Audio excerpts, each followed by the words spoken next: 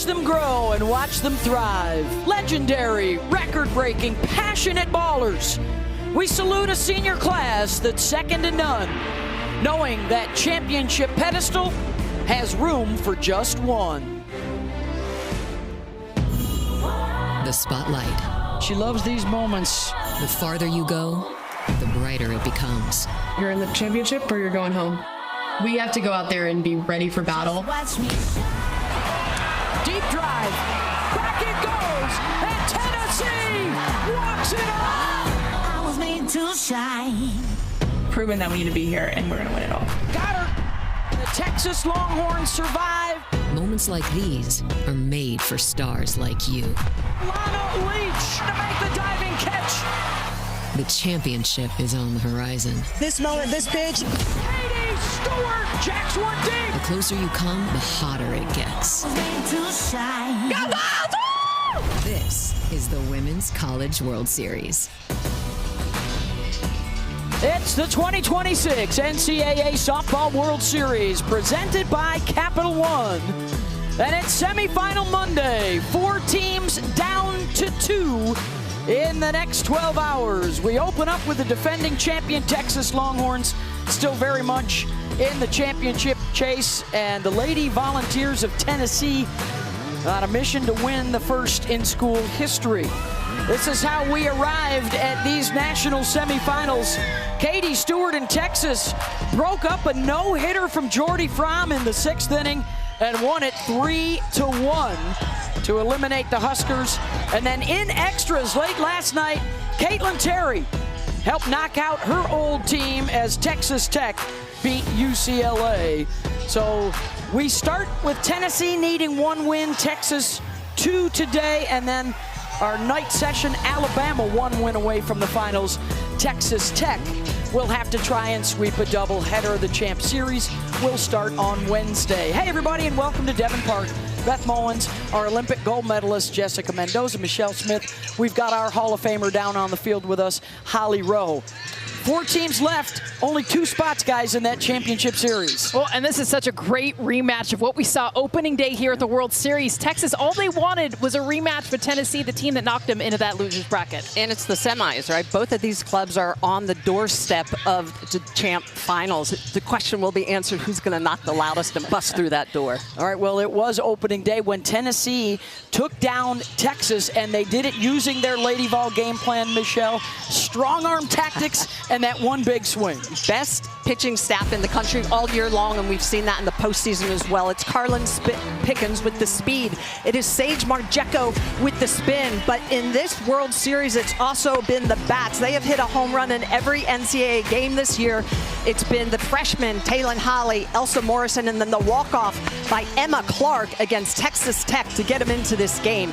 But all year long, it has been the arms. How about this, ladies? They have given up just 1 run in 5 of the 7 NCAA runs. And look at Erin Newer will be getting the start today. The sophomore, a sub-1 ERA, an opposing batting average of just 137. They have been outstanding all year long. 3 great arms in the circle. Biggest start of her career against a Texas team, Jess, that knows how to win elimination games.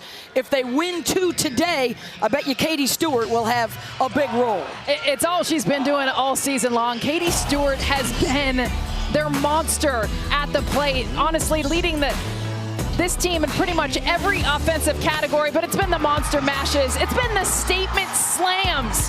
The way that she's gone about it, hitting it off buildings, and here at the Women's College World Series, getting them into this game yesterday against Nebraska. It was her 3-run shot. And you guys, they don't just leave the yard, they leave the stadium. That's how much of a statement Katie Stewart makes. 28 home runs, that is a Texas single season record. She just keeps adding to it. 4 home runs in her career here at the Women's College World Series. Yesterday's went 250 feet at 75 miles an hour. Who will get the upper hand and celebrate a spot in the championship series for Texas and Tennessee?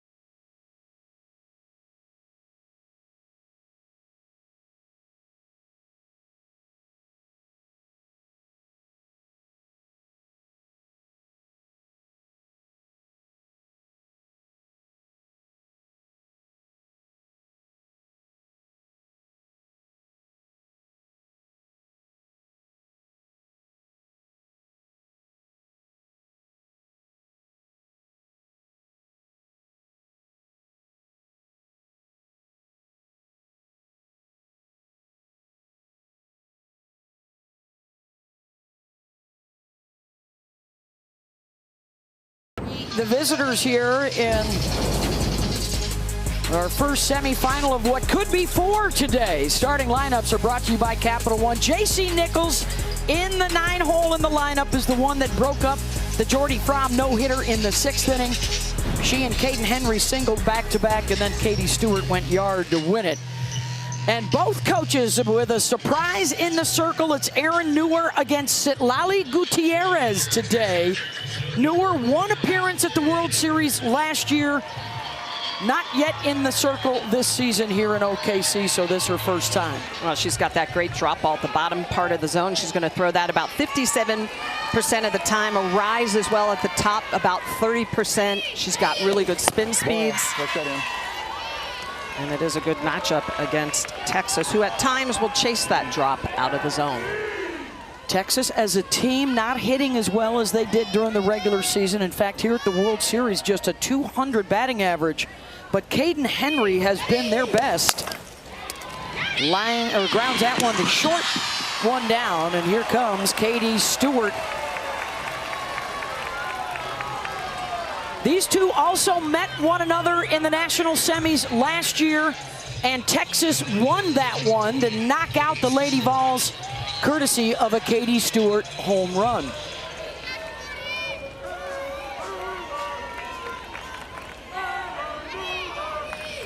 Ball. They got to be careful just in general. I mean, you look at Katie Stewart's heat map, she hits everything. It's been an adjustment that she's made this year. Normally a drop ball hitter. This year also being able to hit the ball up. Erin Newer predominantly down, has got to be careful. Ball.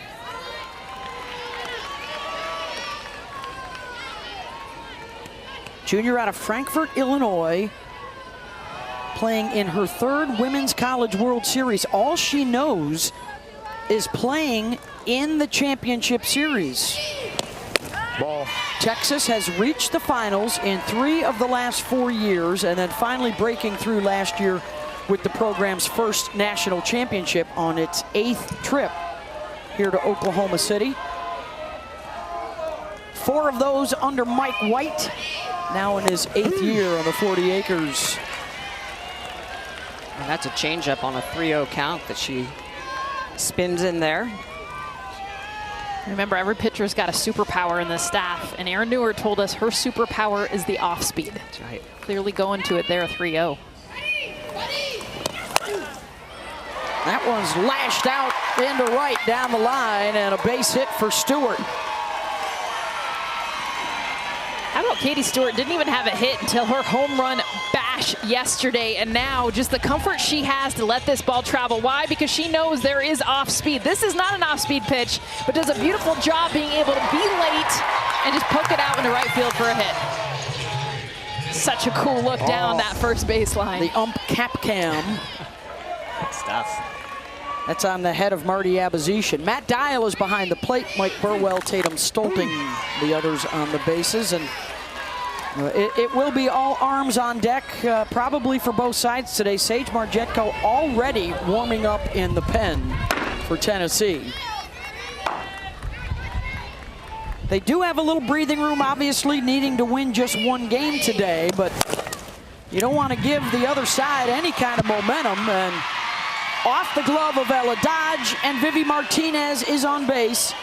And so a big move for Mike White to get Reese Atwood back in the cleanup spot in the order, and now she's coming up with 2 on. And remember, too, for Tennessee, they moved that defense around. Ella Dodge had been playing second base. Emma Clark was at first, and they did that little bit of a shuffle to try to get Mackenzie Butt in the lineup, the first baseman, to get more bats. They put that down as a hit. I have it down as an error. Yes. That's a ball that third baseman absolutely needs to get to their glove hand. Probably not going to be able to turn the double play because Martinez is so fast, but you definitely have time to get Stewart at second. Yeah, that's off the glove. That's definitely a catchable ball. Guys, all 3 contacts 74 miles per hour or better. Atwood fouls one off. 65 considered really good. Reese Atwood, you're waiting for that breakout swing. She had a breakout walk yesterday. I know that doesn't sound like anything exciting to those at home, but it was a great at bat. She was seeing the ball well. She struggles with the off speed though. Her one hit here at the World Series was against Tennessee. Coming back up here at us.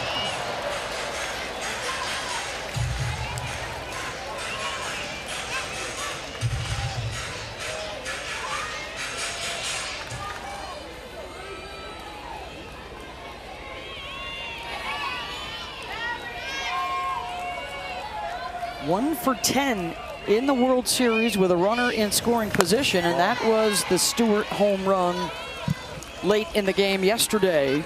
They were 0 for 3, didn't have many chances against Tennessee on Thursday in their first meeting.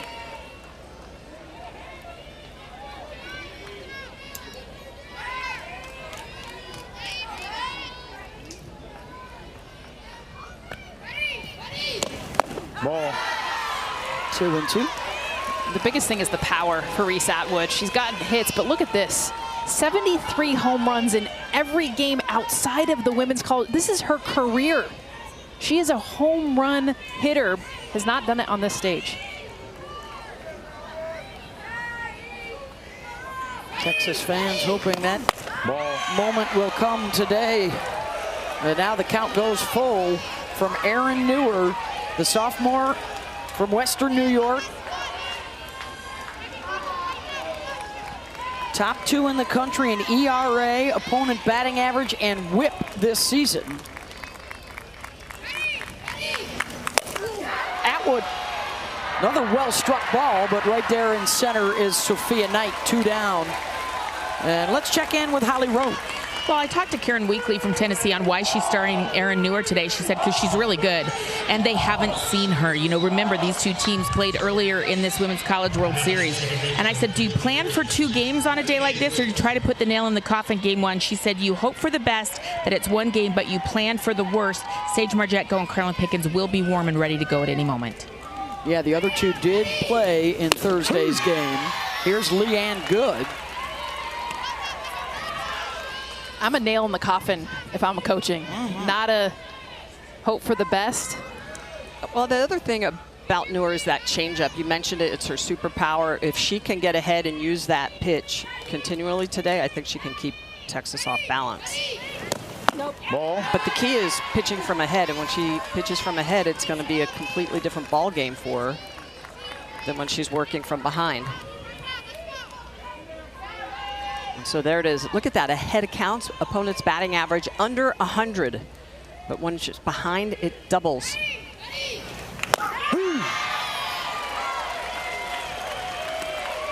1-2.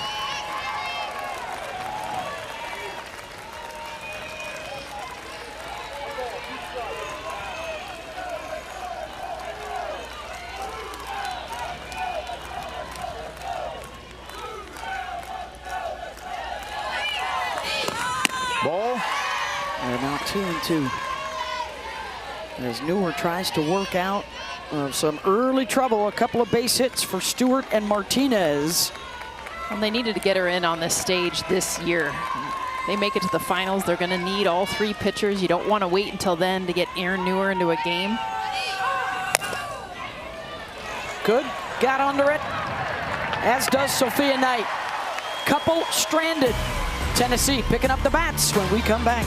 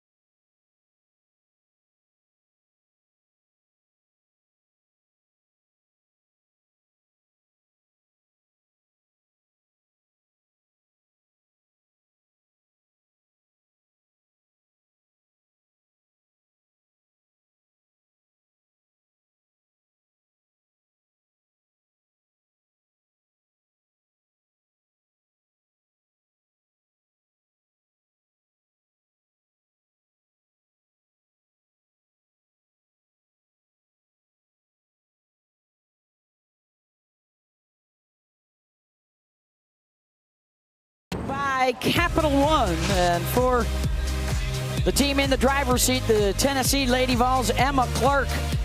The Big Bash to beat Texas Tech with a walk-off in their last game. That's why they are here in the semis. 7-0 for Tennessee in the postseason, and they've hit a homer in every game. They will be facing the surprise starter for Texas, another senior, Citlali Gutierrez. Yeah, so good in the circle. She is spin speed over pitch speed. Just 19 walks on the year. Has the ability to really move the ball through the zone. That drop ball, hammering it at 67 miles an hour. Great downward drop over 5 inches. But the curveball, she's going to float that pitch on the outer half of the zone. She throws that off speed as well. So it's blended very well together. So it's really about mixing speed. She'll drop it all the way down to 59 miles an hour, ramp it all the way up into the high 60s. The drop ball, curveball are outstanding. What you got for us, Holly? Well, Citlali told us this has been a real journey for her to try to get to a place where she felt comfortable. Her freshman year came in and it was hard for her to adjust to the Division I Power 4 hitters. She said it was a slap in the face, but she's done a ton of work with their mental performance coaches, and she's got a new routine, a way that she can reset in games and stay centered. She said, this year I'm back to where I wanted to be, and Mike White knows he's got to take a few innings off Tegan Kavan's plate, and he thinks Citlali can do just that. Ball. Yeah, Tennessee was able to knock Kavan out of the game on Thursday, and for Citlali, primarily out of the bullpen this year, more of a reliever, but she is making her 10th start. And for Mike White, she has a ton of World Series experience now in her senior year. She too knows only deep runs into the NCAA tournament and trips to OKC. Yeah, she was good in that relief appearance. Mike White said she is one of the ones that saved their season against Arizona State in the Supers when they had to win a pair of elimination games. Sophia Knight cracks that to second. One down. Well, and I loved Holly's report as well on Citlali, but mentally working hard. And you know, there are times as a pitcher you've got to go to the back of the circle and take a little bit of a 1-minute vacation, reset, and get ready to go. Well, the key for her has always been command, in my opinion. She's got so much spin, so much great stuff, trusting it through the zone. A lot of times throughout the regular season, she tried to nibble, get behind in the count. Smitty knows how those numbers change when you're not ahead. Here's Alana Leach, first pitch swinging. Katie Stewart will step on the bag, and quick work for Citlali, 2 down. And that'll bring up Emma Clark. Sophomore out of Cleveland, North Carolina, has been their best hitter in the postseason, batting .350 with 4 home runs.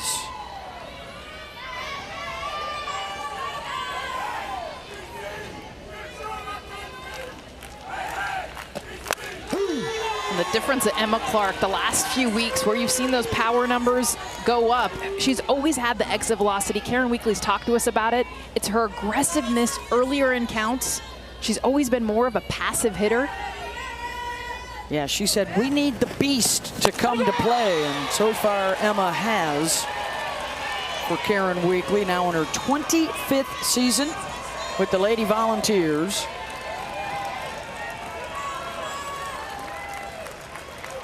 This is the 8th time they have been in the semifinals with a 2-5 record. And the swing and miss, and Gutierrez takes care of business. 1-2-3. Citlali Gutierrez has the ability to move the ball through the zone, but when she sees a weakness, she's going to attack it. This is an off-speed drop ball on the outer half. She comes right back with the off-speed curve drop. Look at the over-top rotation. Great setup to get the strikeout for Gutierrez.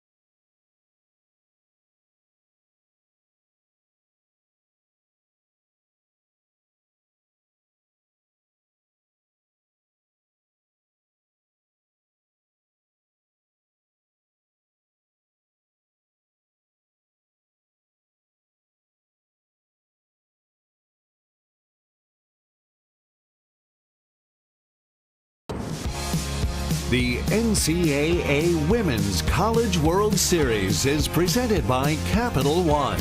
What's in your wallet? And in part by America's best eye care and eyewear. Thousands of doctors focused on two things: your eyes. Now, these two know each other pretty well. They've already seen each other once here this week at the Women's College World Series. It's the third time they meet in the semis, tied for the most common World Series matchup of the Champ Series era. And last year, Texas was the one that knocked Tennessee out in this round on the way to their first national championship. To the second inning, scoreless. Tennessee needs one win today. Texas needs two.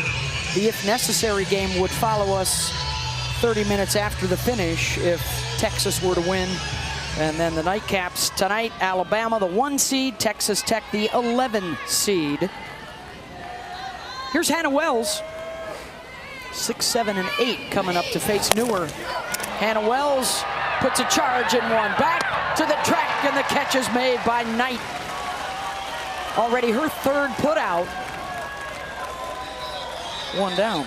That is the fourth hard hit off of Erin Newer here early in this game. Texas is barreling up.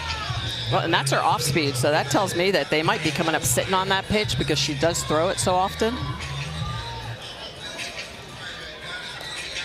I mean, even Katie Stewart, you saw with her hit, she was late. So clearly their plan is to let that ball travel. Be as late as you possibly can. She's not going to blow it by you. There's Kaya Altmaier, 1 for 8 here at the World Series. That one was a 2-run home run to beat Mississippi State. Grounder to third, and the throw gets away from the first baseman, Mackenzie Butt. So that is 2 miscues involving this revamped defensive alignment in the Tennessee postseason. And this is a Tennessee defense that had been good. Remember, this is the best pitching staff in the country. This is a ground ball out all the way, but you look at the way that Dodge does not snap that wrist down. She floats it over, and no opportunity for Mackenzie Butt. Although at some point as a first baseman, you got to come off the bag and make that catch. But she's in a new position too. 100%. All of them have not been in these positions until the last 2 weeks. Second miscue for Dodge. And a base runner quickly in scoring position. Ashton Maloney trying to drop down the bunt. And look, it's not easy. I mean, we celebrate the fact that these athletes can play a multitude of positions. But for Ella Dodge to play second base her whole college career, she has not played third base since high school. You're flipping to the other side of the field. Now you're in the grill. Look how close she is to Ashton Maloney. This is not an easy angle to be able to just pick up. Ball. They've been solid for the most part since the change. Karen Weekly wanted to get a better bat on the field, and that would be Mackenzie Butt, the first baseman. But that also meant they had to move around 3 infielders to do it defensively. Ball. Work that over. And you got to remember too, Carlin Pickens and Sage Marjeko are strikeout pitchers, so the defense isn't as exposed when they're pitching. And with Erin Newer, she's more contact. The ball's going to be put in play more. So this is one of the first times this new defense has had a chance to be behind Newer. Against the veteran Maloney, playing in her 15th World Series game. To short, the throw over to first to get the out, and that will move the runner over to third with 2 down for J.C. Nichols in the 9 spot in the lineup. That is a win for Texas. You ground out to the shortstop, that runner should not advance. Kaya Altmaier does a nice job getting over to third. Yeah, that's called the speed of Maloney, making sure that Bella Fa didn't check her back exactly enough to keep her at second. Nichols has a couple of hits here at the World Series, and she was the rally starter, breaking up the Jordy Fromm no-hitter in the 6th inning yesterday. She got on, Caden Henry got on, Katie Stewart went deep. Remember, that was what, a 9-pitch at bat too? She battled Jordy. And a nice moment for her because she is replacing the legend at third base in Mia Scott. And the emphasis has been on her glove. She's a terrific defender. Mike White said, we'll work on your hitting. Just be solid defensively. And sure enough, she comes up with one of their biggest hits of the tournament. Ball. Well, look at the defensive configuration for Tennessee. This is the outfield. Look how pulled over they are. Middles and left side, up and over. I mean, there's a massive gap in right center, but pitching her all outside.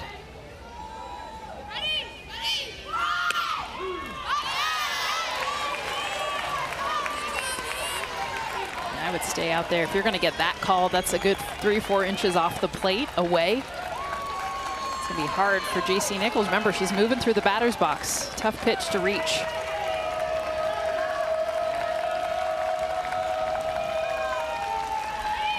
Two to Nichols. Pulls it to the right side and scooped over by Clark. They work out of the jam. Still scoreless early in our national semifinals.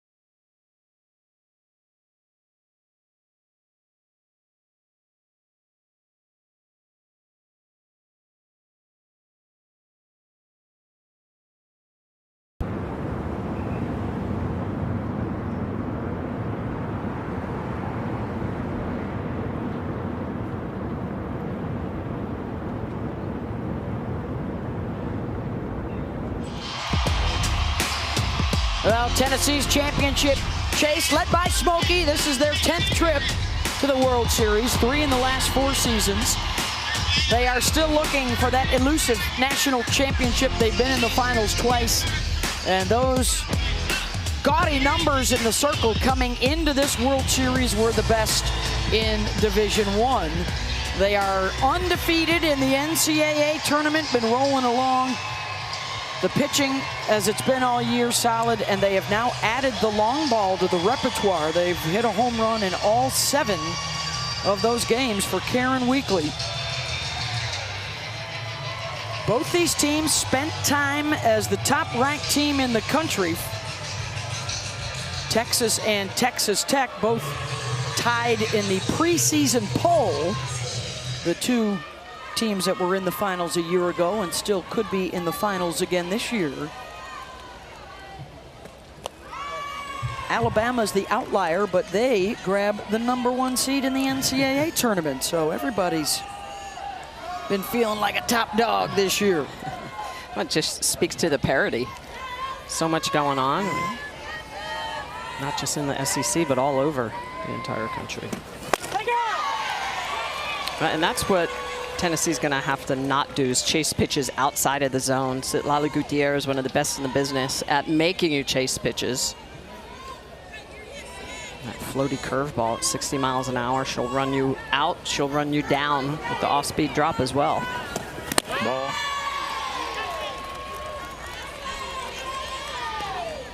That's what she does so good, is those pitches look so enticing to hit, and that late spin ends up taking it out of the zone.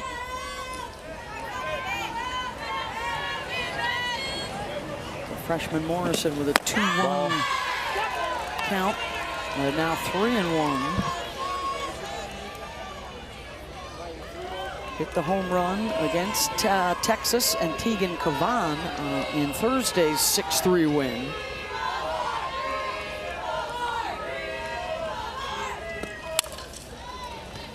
Grounds this one to third, bobbled by Nichols. So both sides a little dicey early.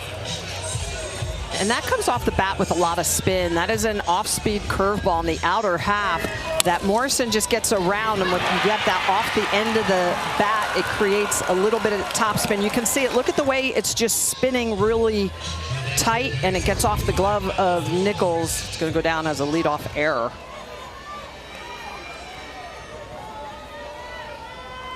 That brings up Ella Dodge.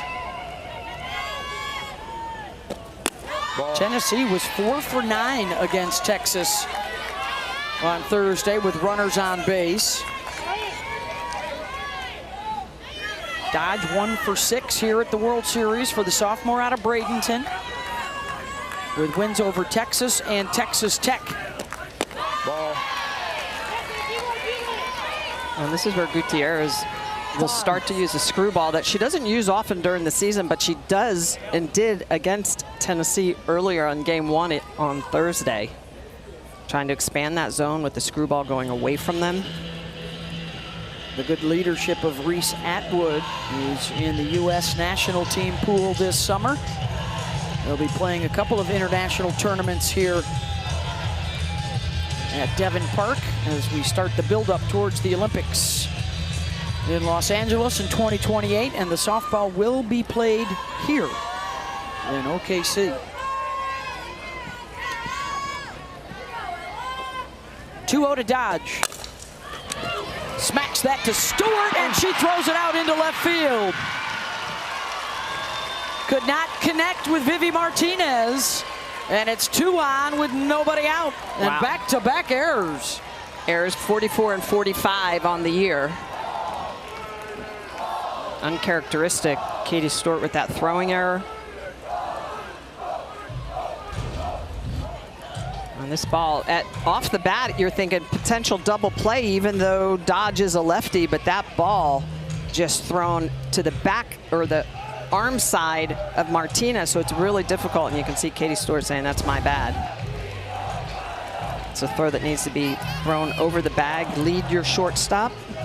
And I don't think Mike White cares whose bat it was. He's giving him the what for right now. Hey, sharpen it up. Be better. Do you want your season to be extended? Very little margin for error when you get this deep into the tournament. 4 teams left. It's all about execution. Zoe Schuler is the pinch runner out at second. Morrison can re-enter.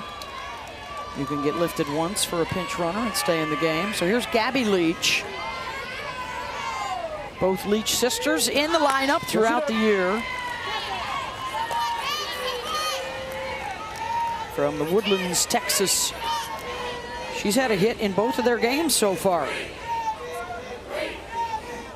Both she and Alana enjoying their best seasons now in their junior years.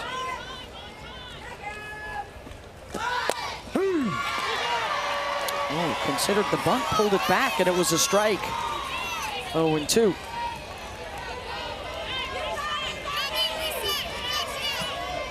Karen Weekly telling Leach to think about it, understand what her role is. Pull the ball. Yeah, what that means. Right side. And Sitlali, knowing that's coming, throws away. No, not on her watch. Well, and throws away, Beth, but also throws off speed, so it makes it even more difficult to try to get around that ball and hit it right side. Look at the movement on this pitch, the off speed way out in front of it. Leach with the strikeout, a non-productive out. That keeps the balls at just first and second. Double play is back on the table. Here's Mackenzie Butt. The transfer from Boise State, where she was a freshman All-American and All-Mountain West performer last year. She and Sophia Knight both coming over from Boise. They added the freshman Morrison to the lineup. Only 3 starters back from last year's World Series team. This is super unique that Craig Snyder is calling timeout. He's the hitting coach for Tennessee in the middle of an at-bat. So he sees something after that first pitch, a trigger for Mackenzie Butt, that he is recognizing off of Sitlali, that he is having her make an in-bat adjustment. A lot of times you're leaving it up to the hitter to do that. Holly?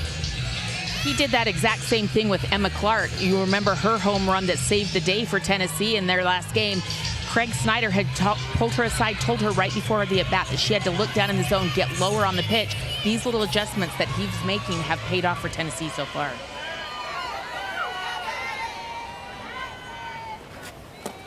Ball. 1-1.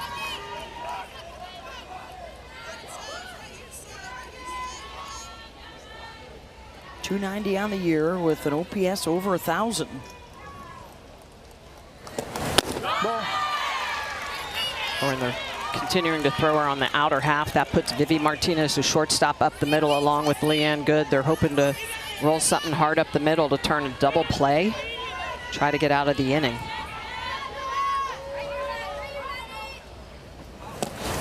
Ball.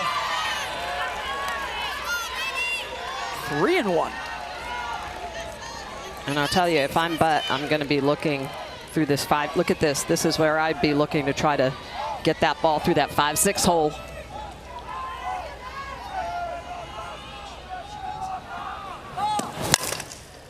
Ground ball to third. That'll work for Texas as Nichols steps on the base for the force out over to Stewart for 2. Well, and this is that double play ball we were talking about. 23rd double play of the year, and it's not up the middle. It is to the third baseman, and J.C. Nichols stepping on the bag across to Katie Stewart to get out of the jam. Texas making it work.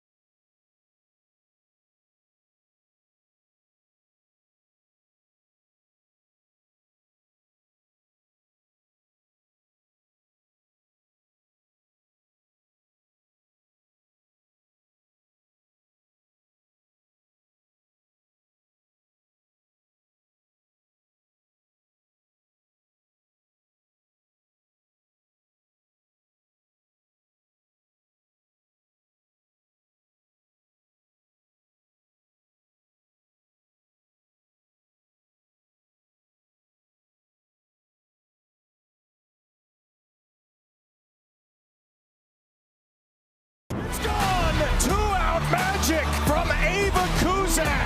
And Tennessee walks it off.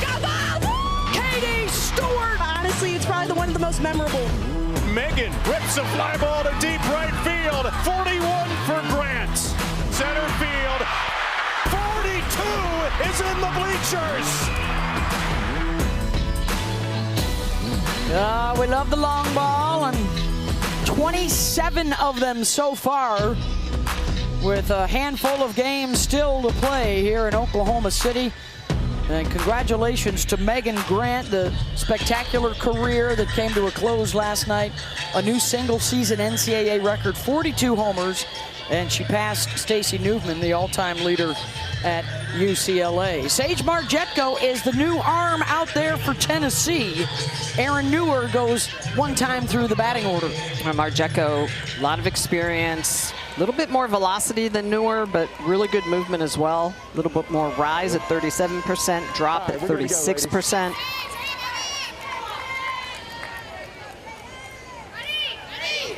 First team All-American. Henry drops down the bunt. Good throw from Morrison, one down. And a showdown here with Katie Stewart.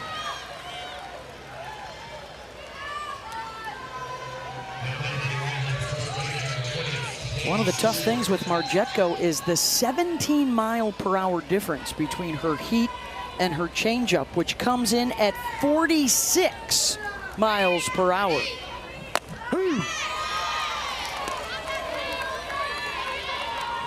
First one is upper 60s to Stewart.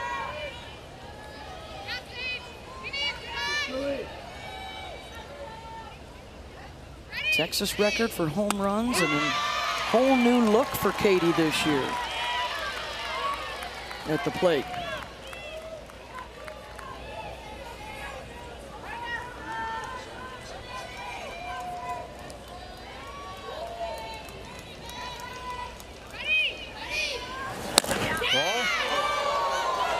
Wow.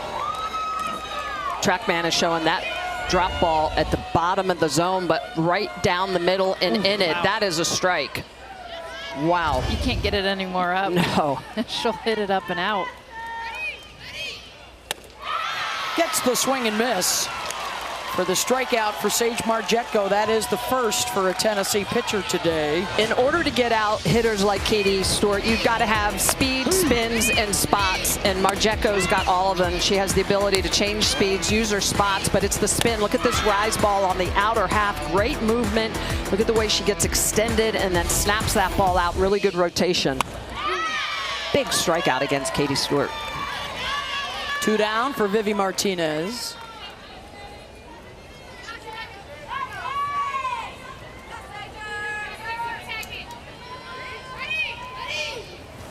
Ball.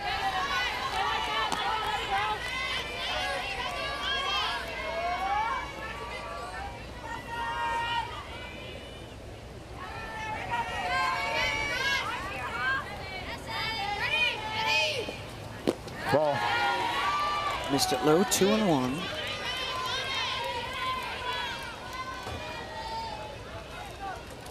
Vivi so excited to be in the lineup this year after missing out last season. Wants to make some big contributions for Texas. And grounds out here in a 1-2-3 inning as Sage Margetko comes out of the bullpen.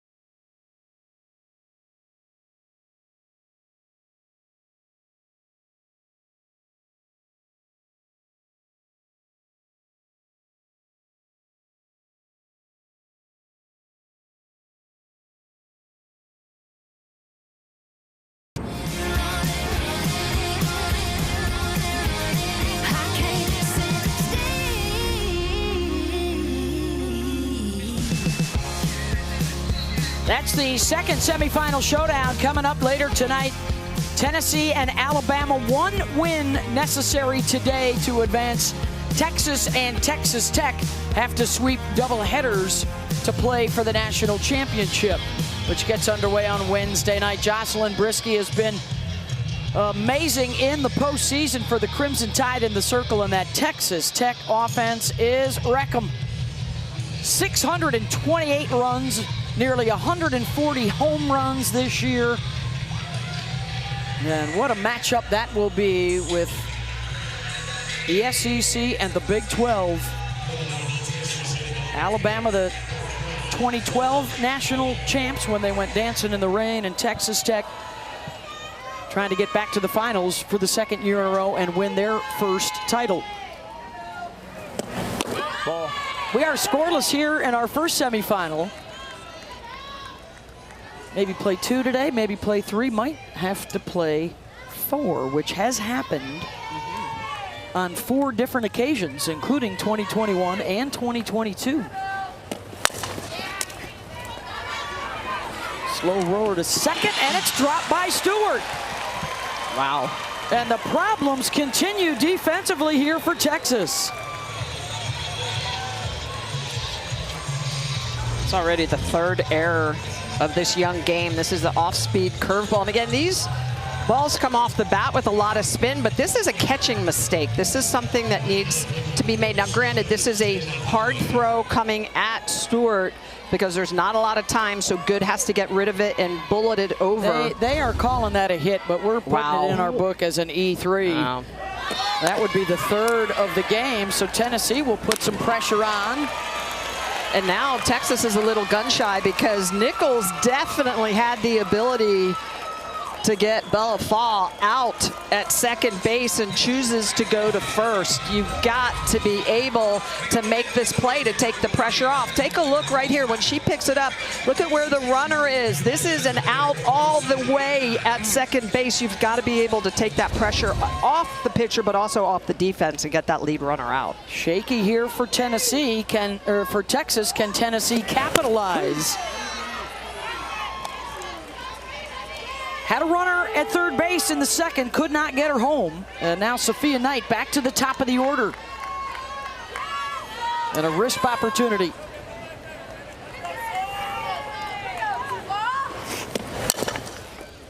Rolls that to the right side. Good's only play is to first. And so again, Tennessee with the go-ahead run 60 feet away with 2 outs.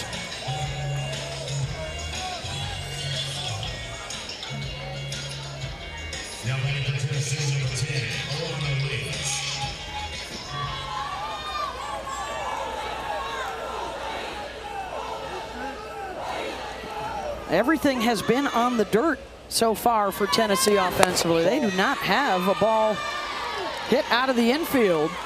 They could use one right here. It's Alana Leach.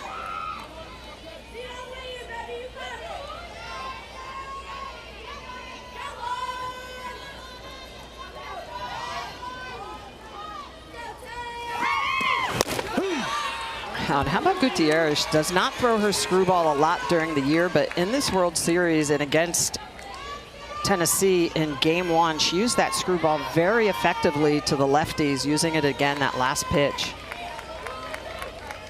It's been a great year for Kay and Todd Leach, the parents of Alana and Gabby. A big stick and ball family. Their sister Aubrey in the dugout, a Tennessee legend with the U.S. national team pool as well this summer.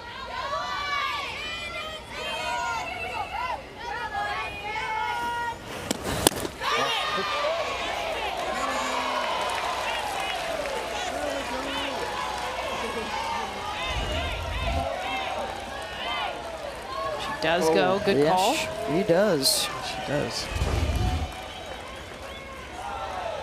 And that's where Sitlali's so good on that chase rate with those pitches low in the zone. That drop ball has a chase rate of 25%, and then the whiff side of it up to 34%. She got both on that last pitch. She chased her down and then whiffed her. sorted her. It's like a half swing. She makes hitters look silly when she's got her stuff moving. 2-2 pitch. Ball.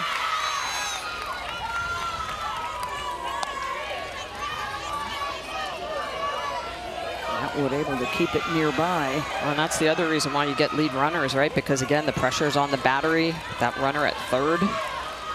Reese needs to make sure she's receiving those pitches. To third. Nichols over to first. And Stewart secures it. Another one stranded, and we remain scoreless through 3.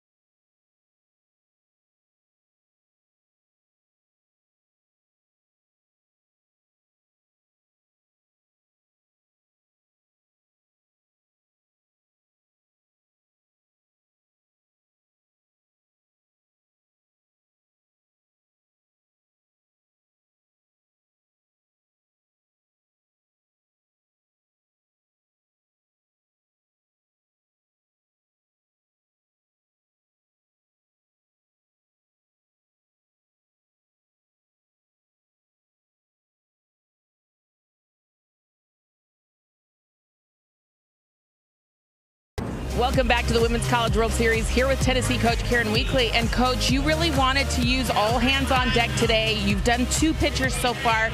Where does that stand with you right now? Erin got us one time through the lineup. You know, she got us out of a couple jams. I liked what she did, and then we handed it over to Sage. And we're doing great on the defensive side of things. You're putting some pressure on the Texas defense right now. Sitlali inducing a lot of ground balls. How can you start getting a little bit more scoring column action? Yeah, each team's defense has given the other team opportunities. We just got to slow ourselves down because she's just spinning the slow 60-mile-an-hour stuff in there, and she's doing it consistently. But we're just a little sped up, a little bit too much adrenaline right now. We need to smile. We need to have fun. We need to get ourselves relaxed and play in Tennessee softball. Thank you, Coach. Thank you.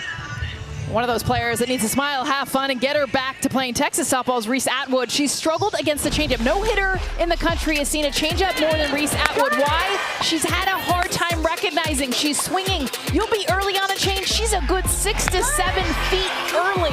21% of the time, she sees a changeup. No hitter in the country sees that more. And you look at the numbers. 167 batting average against that pitch versus all others. So against Sage Marjeko, and that high strikeout rate, be able to see a lot more off-speed. There's an off-speed rise ball right there. And for Reese Atwood, I mean, the swing, the mechanics are there. It's just her not recognizing the pitches and being able to get barrel on it.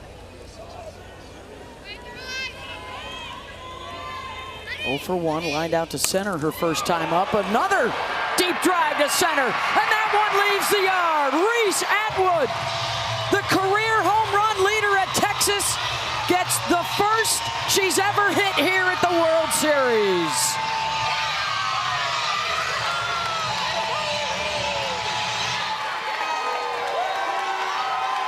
.77 miles an hour on the exit velo. And you can feel it coming. Her last at bat, a line shot out to center field. She does not get the off speed on this second pitch. She gets what she wants, a cookie right down the middle, 68 miles an hour and 77 going out. Reese Atwood finally gets her home run here at the Women's College World Series, not just this year, her entire career.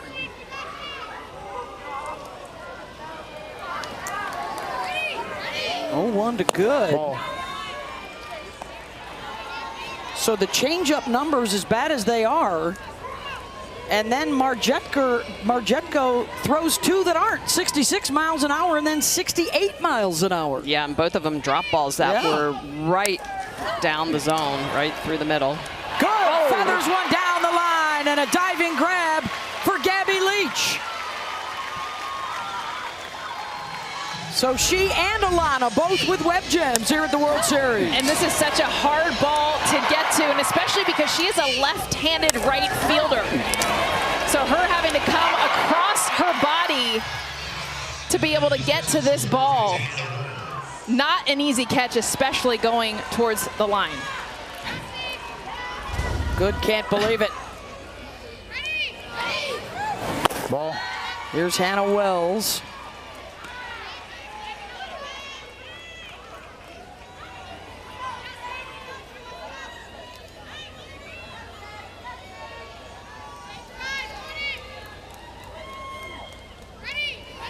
One for three in the Tennessee game with a couple of strikeouts when they met on Thursday.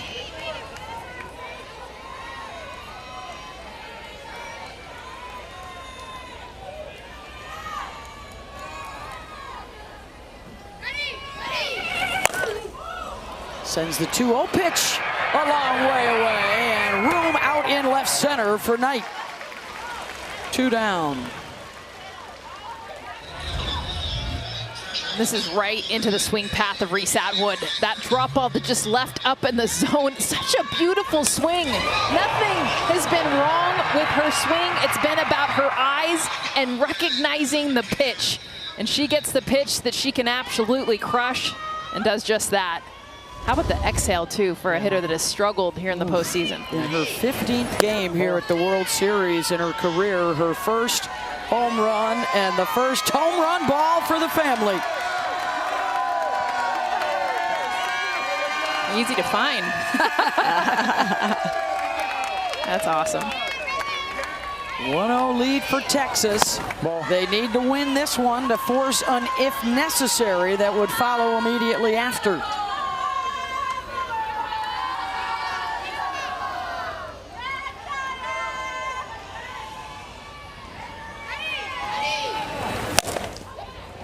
It's a drive out to right center, and that'll find the grass for Kaya Altmaier.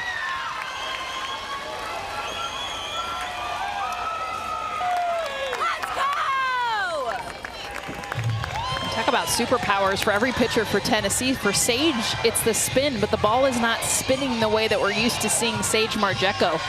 And honestly as well, Jess, every pitch this inning has been literally right down the middle. I mean, she is not hitting her spots. Again, we talk about speed, spin, spots. That last one, the spots, you got to be able to hit the edges. And she is putting it right down Broadway, and Texas is capitalizing.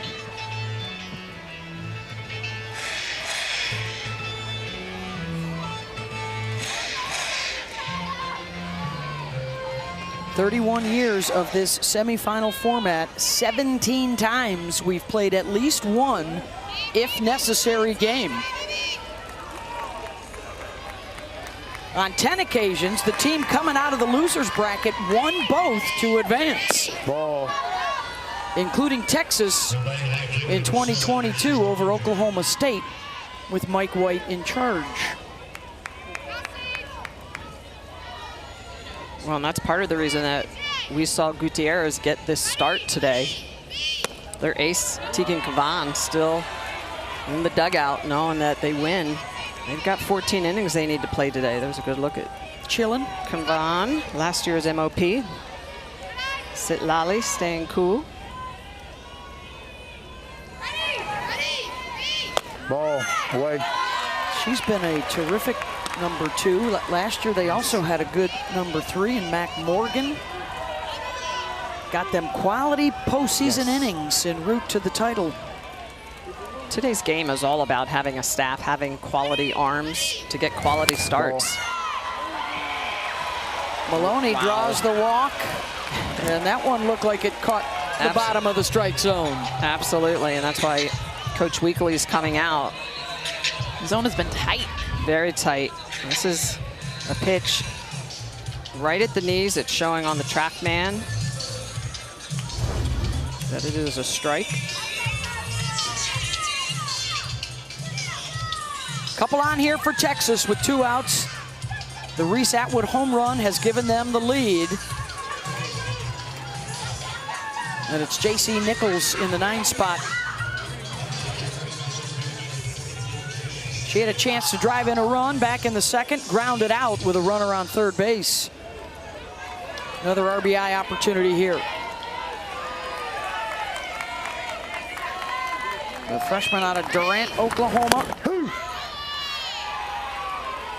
And that's what Sage Marjeko needs. She needs first pitch strikes. The last 3 hitters, she has started them out 2-0, 2-0, 3-0 on the walk.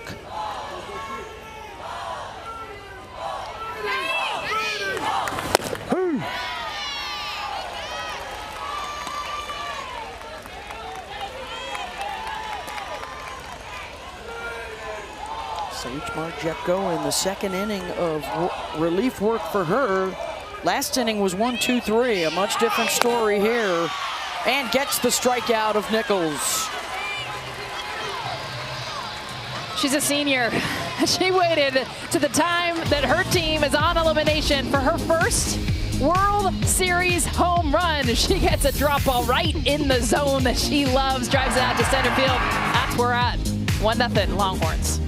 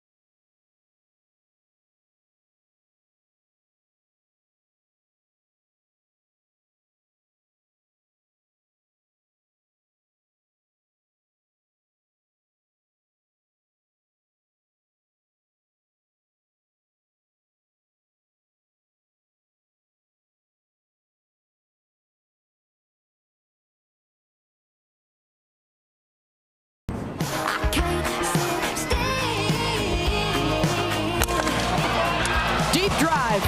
Back it goes. At the wall, Davis leaps and cannot get it. And Tennessee walks it off with a solo home run for Emma Clark. Emma Clark, the hero in their second game here on Saturday. 4 of her 7 hits are for home runs in the postseason for the sophomore out of Cleveland, North Carolina. And she will try and start things off here for Tennessee. They find themselves down a run as we go to the bottom of the 4th on this semifinal Monday afternoon in Oklahoma City. Tennessee needs 1 win. Texas has to beat them twice to advance to the finals. On second time through the lineup, it'll be interesting to see if Tennessee is able to make those adjustments that Karen Weekly talked with Holly Rowe about, letting the ball travel, not being out in front.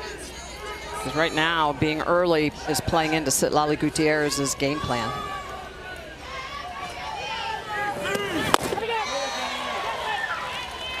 Down in the zone at 61 miles an hour, 1-1.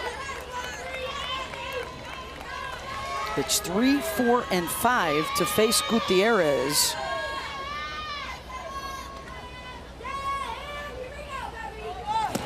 Ball. We're good. An update, too, from the official score. The Bellafaw single that we all thought was an error has been changed to an E3. So you'll notice now on the scoreboard, 0 hits through the first 3 innings for the Lady Vols.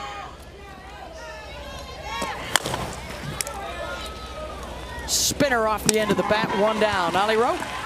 Well, ladies, this is a feels-like temperature of 100 degrees on the field right now. It is a very hot day. Knowing they might have to play 2 today, Tennessee has flown in these special cooling devices. It's called a narwhal. You take this off, and this is a very interesting cooling apparatus. You put it in your palm. It cools down your core body temperature in seconds. This really helps with the heat stress put on the body. I've seen South Carolina women's basketball use this in the national championship wins, and now Tennessee flying these in from Knoxville to keep us all cool down on the field. Keep us all cool. Holly, quit bogarting that thing and send it up here. I was going to say, share, please. You guys have air conditioning in the booth. Those of us on the field do not, so I will be keeping this. Thank you. You've got Nature's AC, which is actually on high heat right now. 0-1 to Elsa Morrison with 1 down. Citlali Gutierrez has been a cool customer in the circle. Spinning a gem.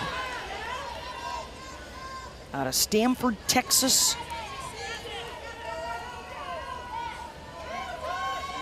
Holly talked about her improved mental performance.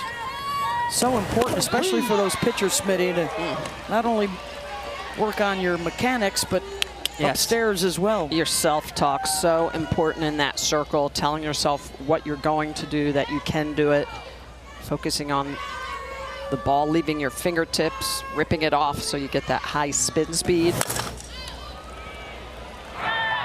To right, Maloney is there, 2 out. Women's College World Series Finals begin Wednesday on ESPN. For more information, visit NCAA.com, your home for all NCAA championships. The Champ Series, best 2 out of 3, Wednesday, Thursday, and if necessary, on Friday. Last year it was necessary as Texas beat Texas Tech in Game 3 to win their first national championship. Texas Tech is in our second semifinal showdown coming up later tonight against Alabama. They are the 11 seed. If they not only win their first title, it would be the lowest seeded team to ever do it. Ball. The Crimson Tide 1 win away tonight from playing for a second national championship in their 3rd trip to the finals. SEC sent 5 teams here. Obviously, there'll be 1 in the finals. Every year that a single conference has had 5 of the 8 teams in the World Series, that conference had a team win the championship. Obviously, the odds in their favor.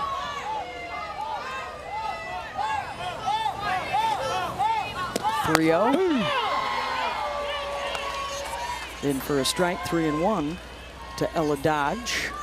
And this is the leverage count that they need. There is the SEC in the World Series. Everybody has been here that plays in the league with 4 national championships. Texas, Alabama, and the Florida Gators with 2. They went back-to-back in 2014 and 2015. And that is the first free pass. But it's the 4th base runner due to 3 Texas errors already in the game.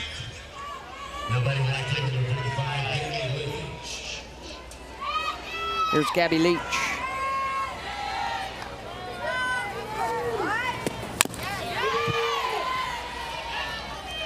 Had a little hit and run action on there. Trying to make something happen. Ella Dodge does have 11 stolen bases on the year. So Gabby asking home plate umpire, that was a ball or strike. This Tennessee team chases more than any other team here at the World Series, so trying to establish the strike zone. And that's why you see, I think, also Citlali pitching a lot of pitches more around the zone, below the zone, because No one chases more in the SEC and here at the World Series. Well, and to your point, Jess, if you're facing hitters that chase, let them strike themselves out. Put the ball around the zone instead of in it. Base hit. And that'll be extras down in the corner. Dodge whipping around third and heading for home. And she scores to knock this thing up on the triple for Gabby Leach. And Jess, we were just having this conversation of being outside of the zone, but this is a miss by Sitlali. This is a pitch that is too sweet and capitalized on. Well, this turns from a double to a triple, allows a run to score only because Ashton Maloney kicks this back into the corner, perfectly located down the line. Those couple minutes allow runners to advance and for Gabby Leach to get all the way to third base. 1-1 and the go-ahead down at third base with 2 outs for Mackenzie Butt, and she pops it up. Runner stranded at third, but a run up on the board. A spot in the championship finals at stake for Tennessee and Texas, all square to the 5th.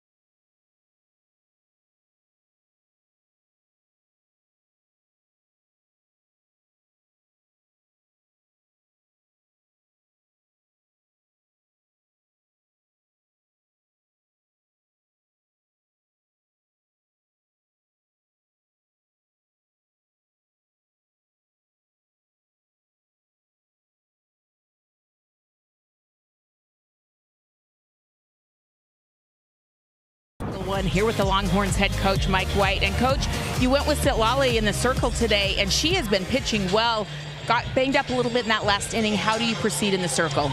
Well, we're going to take it pitch by pitch, inning by inning, and see how we do. We might close to making a change here, but I mean, you can't fault her. She's doing a great job, and just a little couple of fielding lapses we've had.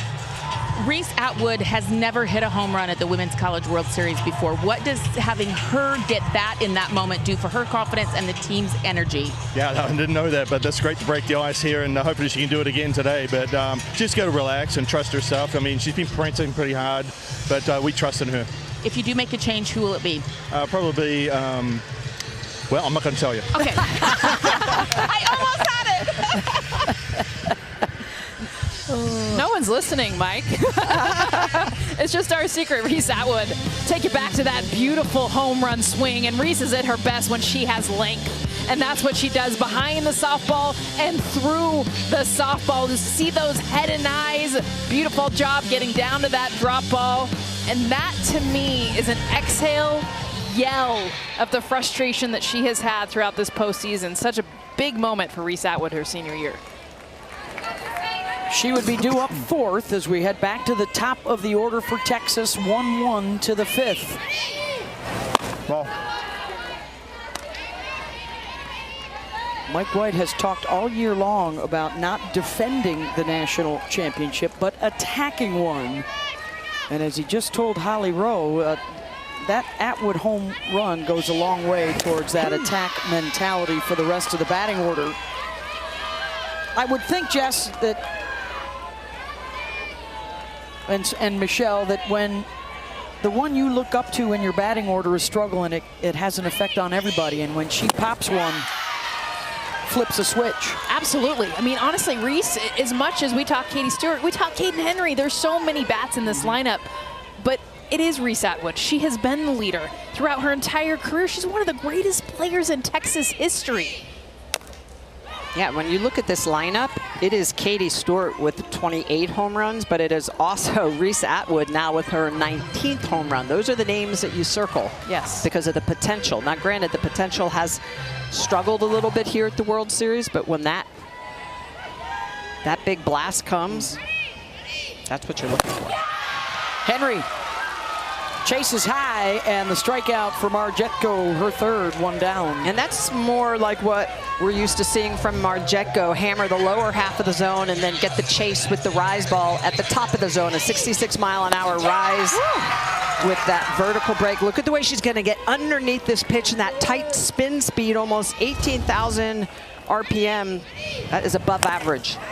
Stewart waits on the off speed, just not long enough. Fouls that one off. Katie singled in the first, struck out on a rise ball in the third, just as Marjetko was coming into the game. After Aaron Newer threw the first time through the batting order. Ball.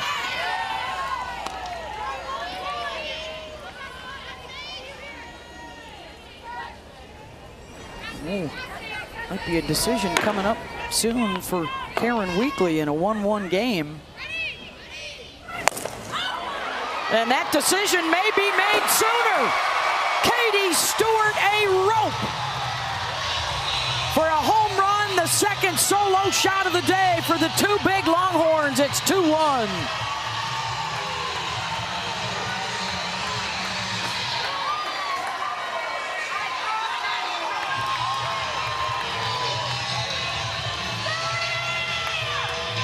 It's hard to think about an elimination game, a game where Texas is on the line and Katie Stewart not having some kind of impact. And this is a rise ball. I love the spin on that thing because that's what Katie Stewart taking in the batter's box.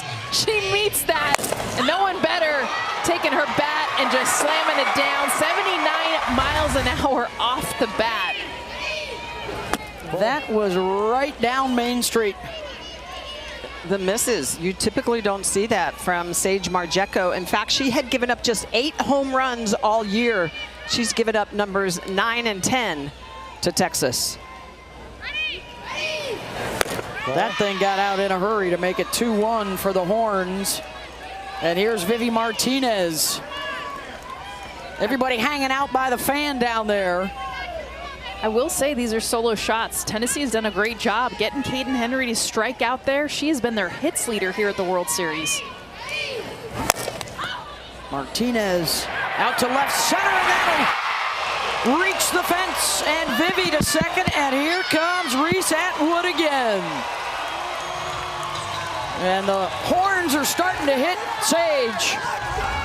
Oh, this is the lineup that does that. I mean, Vivi Martinez, this is a beautiful job. Not so much a pitch down Main Street, but a pitch up and away. Vivi Martinez, that opposite field power that she's got to one-hop this past the diving Sophia Knight. Great effort. No chance. Vivi Martinez with the stand-up double. Marjetko behind 2-0. That's a leverage count. And Vivi Martinez just attacking it. 5 of the last 9 have now reached base. 3 of them extra base hits with the Atwood and Stewart home runs. Remember, too, the first 2 innings, every ball that was hit was a hard hit, 70 miles an hour above. So Texas has been hitting. Finally, they're just falling.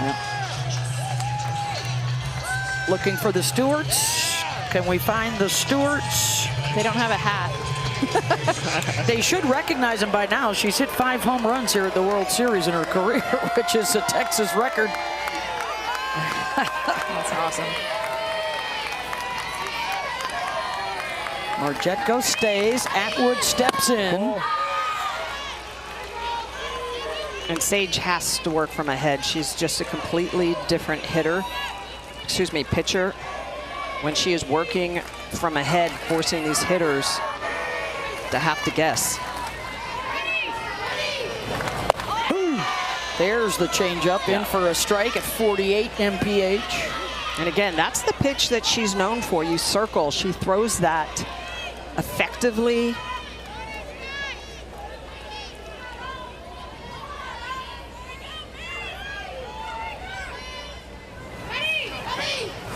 Ball. 2-1, that missed away. This has almost become routine for Texas and Mike White. They stumble out of the gate in a series, and then with their backs against the wall, they find a grit. Ball. As Caden Henry has called it. And just something changes in their demeanor, in their approach. Sometimes it takes 3 or 4 innings to get that car started, but once the engine is humming, they are 4-0 in elimination games this year. Looking for a 5th to force the if necessary game where you'd think Texas would have all the momentum in the world. The pitch clock went down on that one, yeah, so they're going to give her ball 4. Reese Atwood actually pointed to the clock before Sage Margetko even threw the pitch because it went down to 0.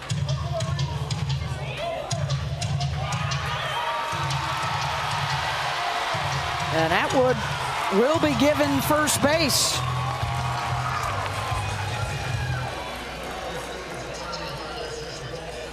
Be ball 4.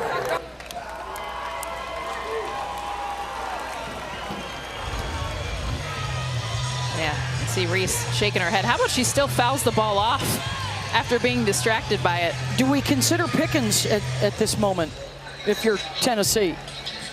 Karen's coming out saying that, hey, she split her hand. She was starting her pre-motion, which is what the rule states. To your question, Beth, Pickens, I mean, you potentially have a second game. You're behind right now. I think Sage needs to tighten up. My thing is, if you're going to have Pickens throwing right now in this heat, have her throwing the game. Yeah, I agree with that, though. I wouldn't have her up in the pen. Ball. Unless you're going to put her in the game. Yeah. Because right now, her throwing in that pen, all those pitches she's throwing in this heat, might as well have her on the field.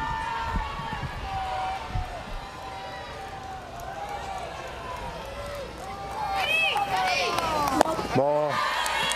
And right now, Sage is just working behind this entire inning. She has been working from behind the hitters, getting herself in trouble.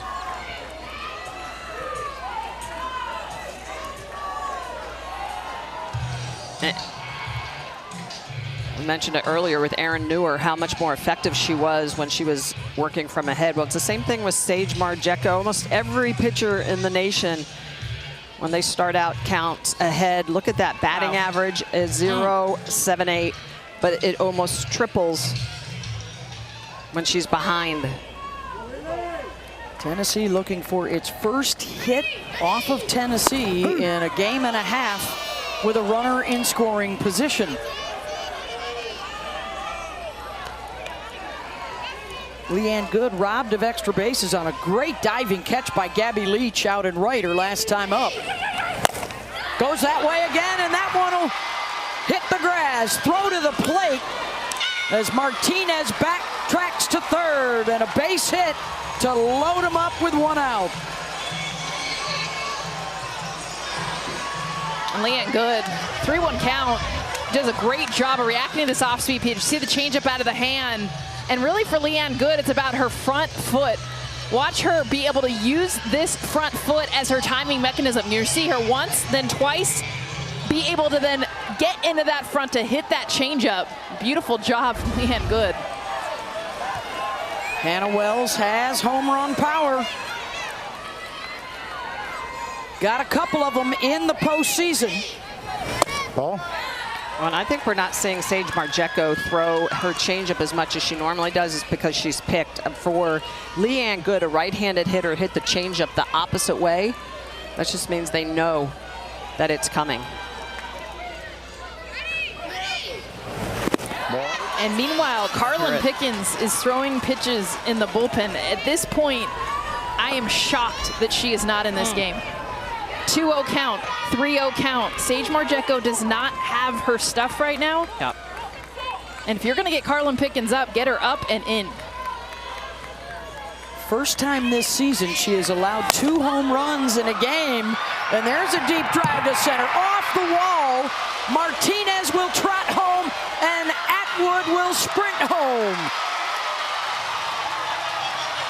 2-run single for Texas, and it's 4-1.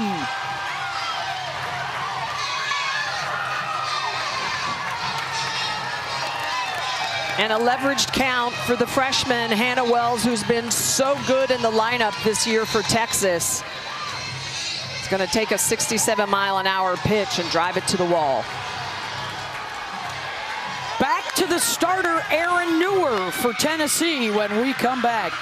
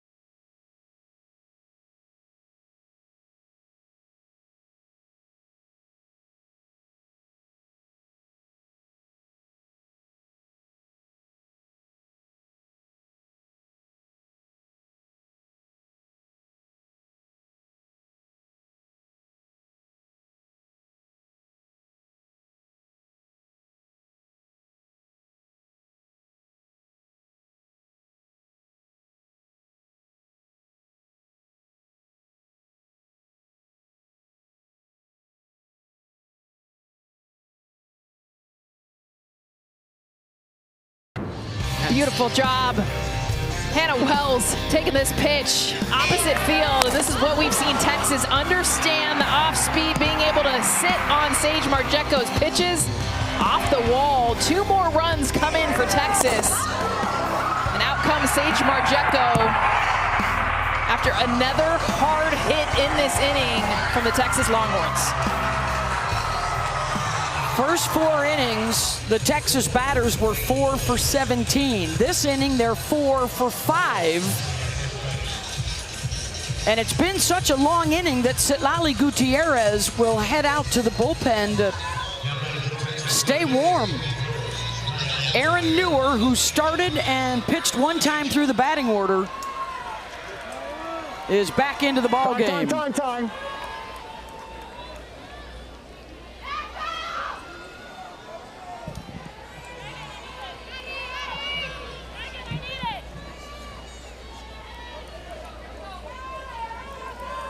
Here's Kaya Altmaier with 2 still aboard and 1 out.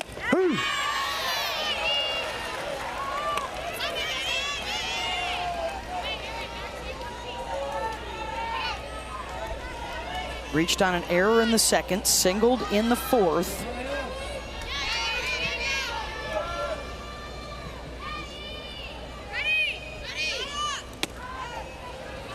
Newer misses away, 1-1.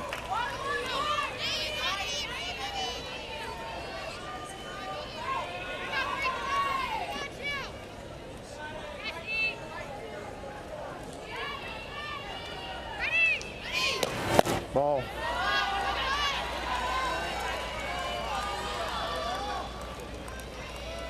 Marjeko talking with Carlin Pickens, who has now left the bullpen, is back in the dugout. And at this point, you would think they're going to save her for a game 2 if they can't rally. Tennessee needs 1 win. Texas has to win the doubleheader. Right back up the middle by Altmaier. And the bases are loaded again for Texas.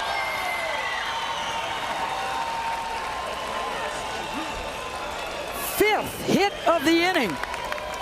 And these pitches are blasted right back up the middle like they know what is coming. This is a Texas team that has just really been on fire here in this 5th inning, and I think a lot of it is because of their head coach, Mike White, who has been just really, really looking at the pitchers, trying to pick the pitches. Especially when you have a lot of off speed and a lot of spin. I mean, that's when to know what's coming is huge. Speaking of to know who is coming up to the plate, it's their pinch hitter extraordinaire, Victoria Hunter.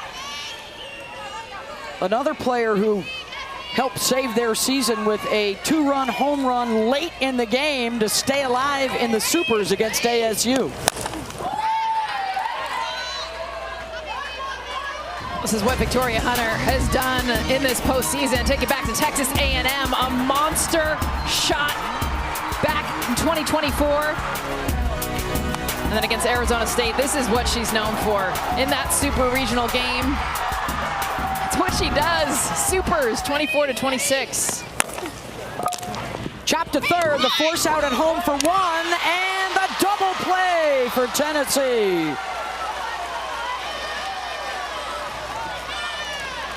But a 3-run 5th for Texas. And it could have been worse if it wasn't for this double play. Aaron Newer rolls the ground ball to the left side, dodge to Morrison, to Butt to get out of the bases loaded jam.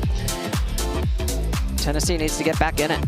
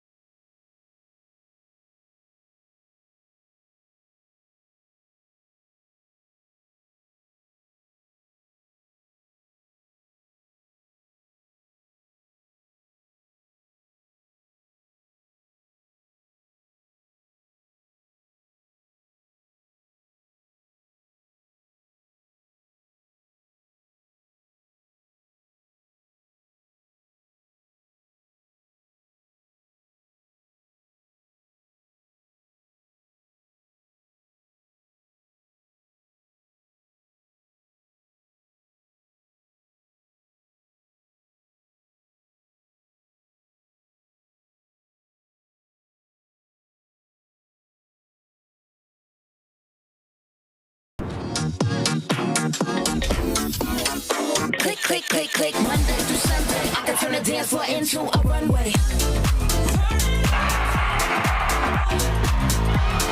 Monday through Sunday, I can turn the dance floor into a runway.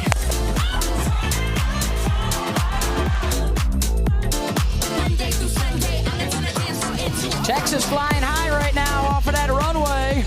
And a 4-1 lead to the bottom of the 5th and a must-win game for the Longhorns.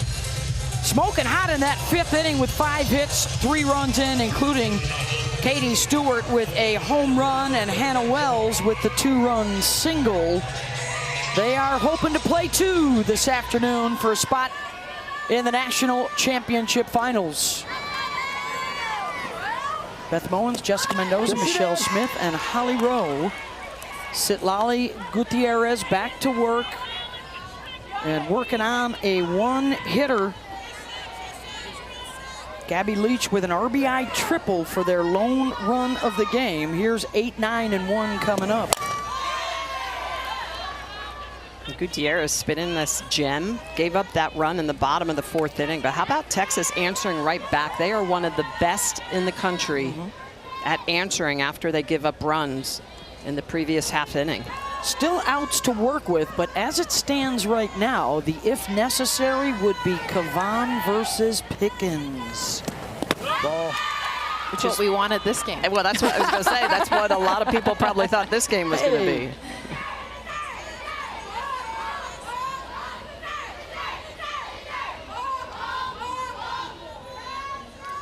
Texas started Gutierrez, and Tennessee started Aaron Newer.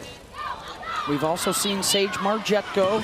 Sitlali makes the play, 1 down.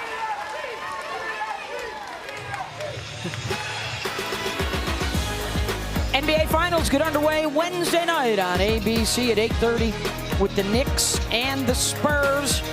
New York's first finals appearance since 1999 when they lost to San Antonio. And the Spurs, their first finals app since 2014. Smitty and I got to see the Spurs up close. Yeah. Game 7 here in Oklahoma City. Hot. Here's Taylon Holly in the 9 spot. She has a home run at the World Series. Tennessee is 7-0 in the postseason. They've homered in every game. Not one yet so far today.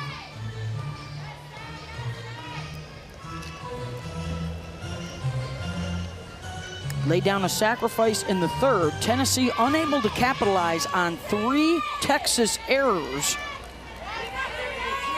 that happened in the first few innings. Ball.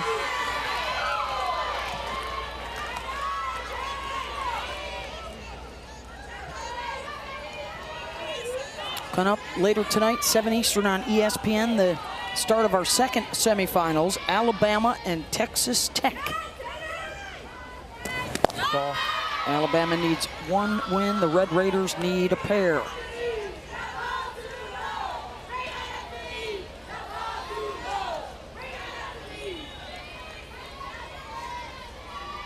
Alabama is also 7-0 in the postseason. Ball.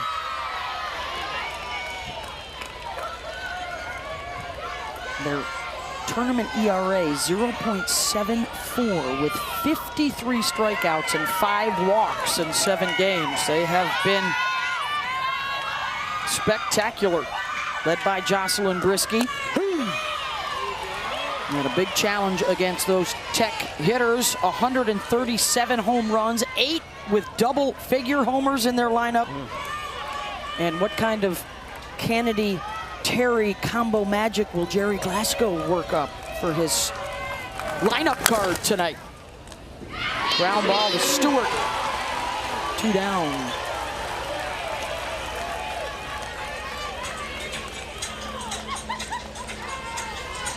Sitlali, I mean, just her different speeds. She misses barrels so well. Not a big strikeout pitcher, but just such a perfect example of going anywhere from 58 to 67 and everything in between. Those last 2 outs on pitches that were 61, 62 miles an hour. There's Sophia Knight back to the top of the order. Well, she's rolled 10 ground ball outs. That's really the magic, even though her defense faltered a little bit behind her. What does she do? She rolls a ground ball so they could turn a double play. Just a lot of poise. And not afraid to pitch on both sides of the plate. She will come into lefties, and a lot of righties do not do that at this age group.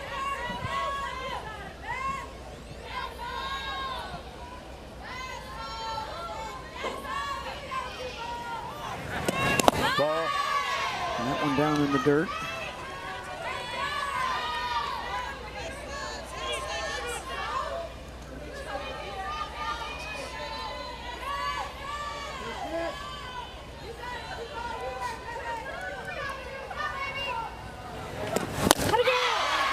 Gets the swing and miss at 67 miles an hour. And it's all about the sequence of it. 67 following 61. It just looks harder. It's harder to pick up. And she just continues to mix those speeds. It's not like she has 67 and 57. She'll throw everything in between. Grounder back up the middle and a base hit with 2 outs for Knight. Just the second of the day for Tennessee. Sophia Knight got jammed too, but just fought it up the middle. Perfect location. Yanked those hands back inside the ball. Nice piece of hitting. Goes to her slapping days, which was basically 2 weeks ago until she decided to just swing away. So nostalgic. When I used to slap in mid-May. Yeah, when there were only 3 umpires. Yes, right? exactly. Yeah. It's that 4th umpire that's at second base that gives the slappers a hard time. You can watch their feet in the batter's box. Alana Leach, 0-1 from Sitlali. Oh.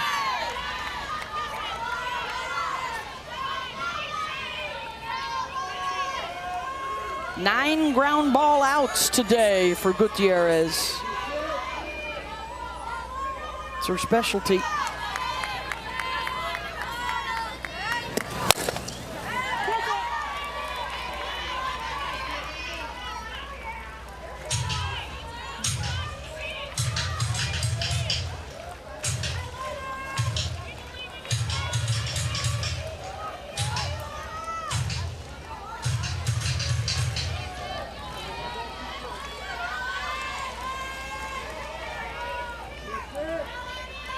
Here's the 1-2.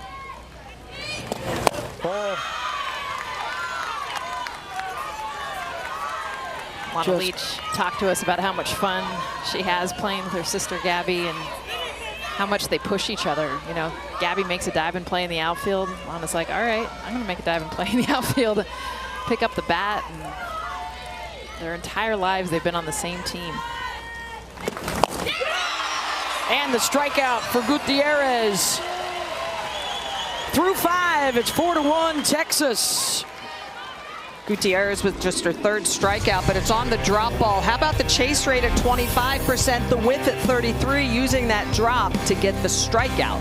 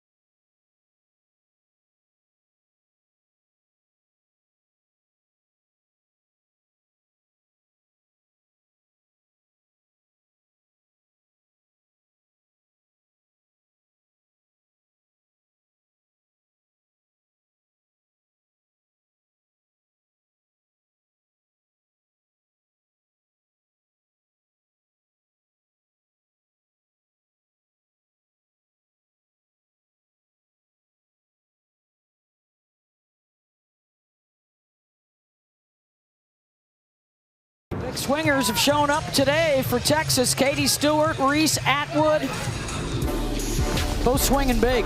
Reese Atwood back in the 4th inning. That beautiful long swing. I got Texas on the board, that solo shot. Get that back looking, look out. But Katie Stewart taking the batter's box. Another monster mash from the junior. That's 29 on the season. These two solo home runs in the 4th and 5th inning, and I'll tell you what, 19-2, when they homer in the same game, yeah, because this is their offense. They're so intimidating, so threatening, have not been that way the last couple weeks, and now putting it on strong here. So the 4-1 lead for Texas. We go to the 6th inning. They are 6 outs away from forcing the if necessary game in the semifinals. That would follow this, and it would be winner take all for a spot in the Champ Series. 9-1-2 with Nichols. A ground out and a strikeout.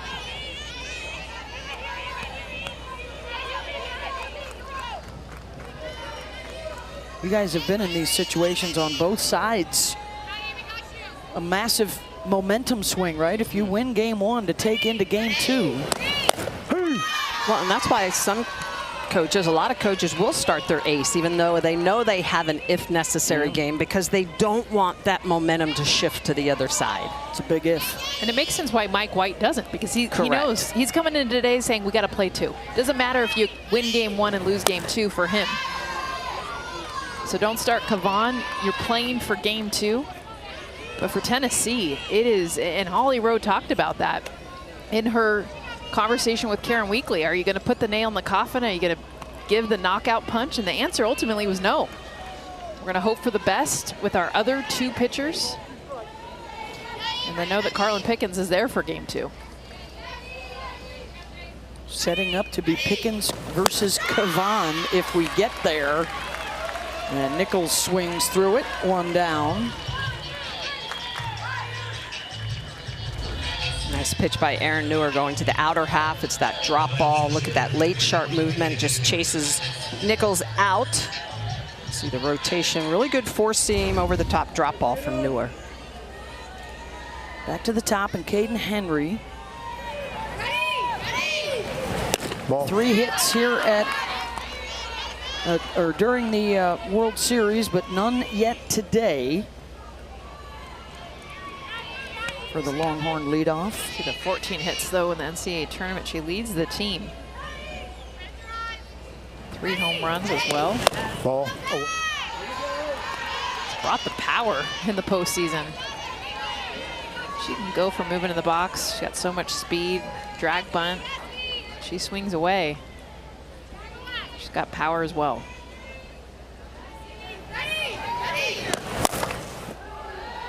Smacks that foul.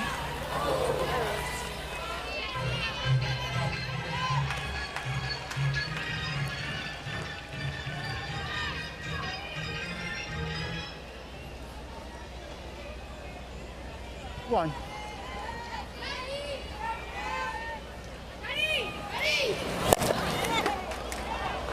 Sends it out to center. Knight is there, 2 down. Okay, Stewart, such a strong hitter, and an adjustment she made last year to this year was to get more down into her legs. Look at the difference in her lower half. Last year on the left, this year on the right. Also check out the back elbow. Higher up there, lower in her legs. Why? So she can unleash on pitches thigh high and above. Below, it was all about pitches at the knees, and now she's been able to really harness that power, working with Erin Earlywine, their new hitting coach this year, to get into those leagues. And look at the numbers. I mean, not just the batting average, to me, it's the home runs. She's added 12 this year because of those physical adjustments. Also, she can hit that rise ball, which she could not hit for power last year. Looking to join the 30 home run club. She started out this World Series 0 for 6. She is 3 for her last 4, with 2 of those being homers, including a solo shot in the 5th inning.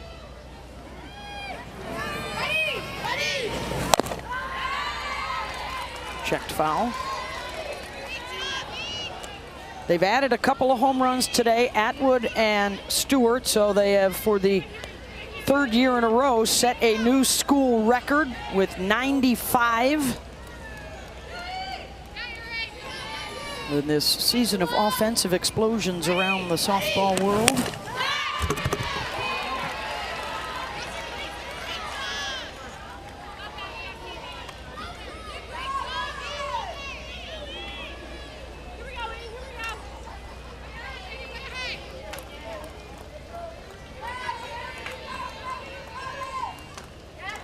Newer in front, 1 and 2. Ball. Missed away. Katie Stewart's just such a presence in the batter's box. And she gets in there, not only should she get low in her legs, but she just is so simple, so quiet. And then that's her foul ball. I mean, a lot of times you'll see a leg kick or a load to get that kind of power. And for Katie, it's already there when she gets in her stance. She doesn't need to load. She's so strong. Gonna break another Reese record as Atwood looks on with that slugging percentage. Ball. And the count goes full. I'd be surprised if she gets another strike. A lot of times you hit a foul ball like that. It's just a reminder, be careful. Don't throw it over the plate. She's already walked 44 times this year. Opposite way, and she punches that one out to right. Third hit of the day. And how about this, you guys? This is literally 4 or 5 inches off the plate, but she's got 2 strikes. And guess what? She doesn't want to walk. She wants to hit. This is off the end of the bat, but look how strong she is in those legs to muscle this. Most regular human beings, that's a fly out to third base. For Katie Stewart, you got yourself a base hit out to right field. Look at that today, 3 for 4, and now the NCAA tournament numbers continue to move up. Newer has a chat with Morrison, with Vivi Martinez, the 3 and then the 4 hitter coming up.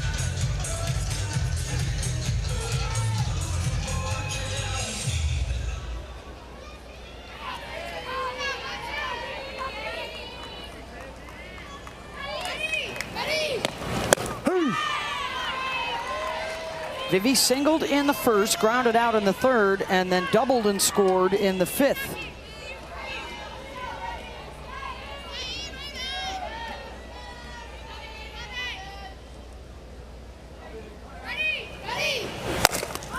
Smashes it right back up the middle. 2 on base for Reese Atwood. Martinez going right back up the middle, 61-mile-an-hour off-speed pitch. It's like an off-speed rise ball, and she blasts that back up the middle at 69 miles an hour. And you can hear from the dugout that Texas is calling pitches. Yeah, they're yelling right before the batter, the pitcher releases the ball. Yeah, you can hear it right there. Pick the change? Is that what they're yelling? No, I mean, I'm sure the change as well, but that last hit by Vivi Martinez was a rise ball. Call up in the zone, down in the zone. Locations. In, out. Yeah. And then they can also just yell to mess with the pitcher. You guys do that sometimes to me in the booth. Yeah, it's not greatly appreciated. You're trying to do your open stuff. Just got you picked, Beth. Ball. I would expect nothing less from my Olympic gold medalists, Jessica Mendoza, Michelle Smith, our Hall of Fame reporter, Holly Rowe, down field side.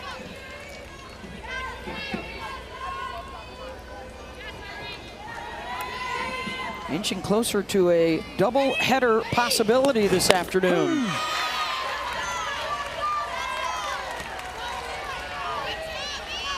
2-2 to Atwood. It's good to see her take the changeup. We talked a lot about that prior to her home run, how much she struggled against that pitch. A lot of times that she's swinging at it and not recognizing it. Chop to second and over to first to end the threat. Time is getting short for Tennessee. 6 outs still to work with Emma Clark due up.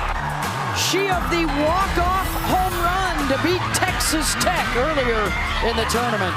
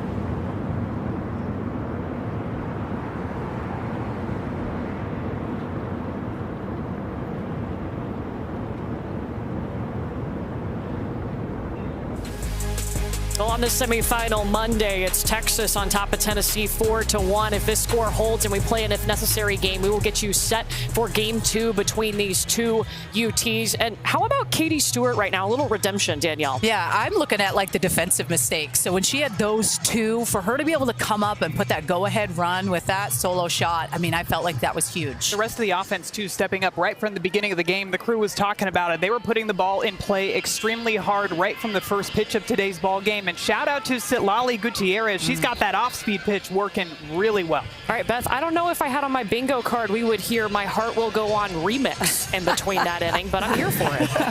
I'm just thrilled that we are the crew up here in the booth. Thank you very much, ladies. We may be hearing from them between games as it stands right now. Texas forcing an if necessary. Tennessee with 6 outs to change that. They are 1 win away from a spot in the finals.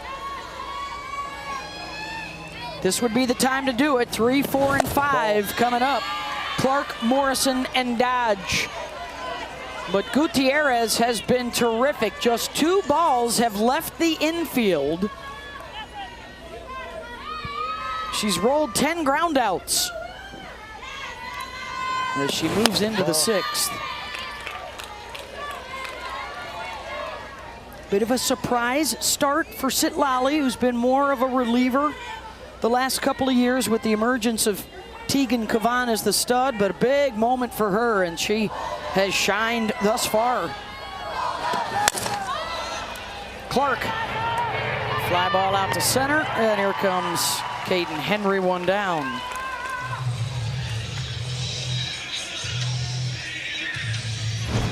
Citlali's just been so good this afternoon with the miss hits, being able to come out of the circle, field her position herself, and then rolling the ground ball in a really pressure situation. Her strikeouts, lower part of the zone, getting that chase and that whiff rate. Seeing everything down, too. That's why those ground balls and the off speed. Yeah, when you go back to game 1 on Thursday against Texas, she came in after Cavan was pulled from the game, and really her barrel percentage, her chase rate, all of those really good. So I'm sure Mike White very confident giving her the start today. She's pitching her best ball right now. That's what you want. You talk so much about hitters. We talked about it with Reese and Katie Stewart, but how about Citlali? This was not the pitcher we saw consistently throughout the regular season, but we're seeing it now. Still with some work to do, but she has not thrown a complete game 7-inning win in over 2 years. She's working on one here. Well, this is only the 2nd time in her career she comes in to the 6th inning, giving up only 2 hits. I mean, it's really pretty incredible. Good backing from the hitters today. 11 hits in the game is the most off of Tennessee pitching this season. And that's drilled out to left center. That'll find the wall. A one-hopper. Morrison chugging around to second. And a runner in scoring position for the Lady Vols, trying to make some late noise. So Elsa Morrison swings and misses on an off-speed drop prior to this hit, and this is the adjustment she makes. So look, this is the swing and miss on a pitch down. Now she goes after that same pitch, but gets it just a little bit more up in the zone, but makes that adjustment. Same pitch, almost same location. Elsa Morrison, a beautiful job getting to that. I'll bring up the pesky Ella Dodge, who's reached on an error and a walk, and right at Stewart. Tough luck on that swing for Ella. 2 down.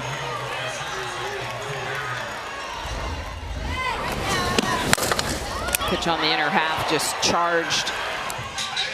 Dodge hits a rope. Great job by Stewart. Good positioning.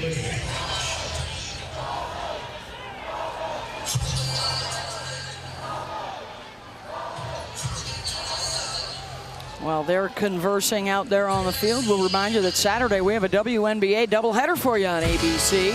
Seattle at Minnesota, Golden State at Las Vegas. Our coverage tips with WNBA countdown at 12:30.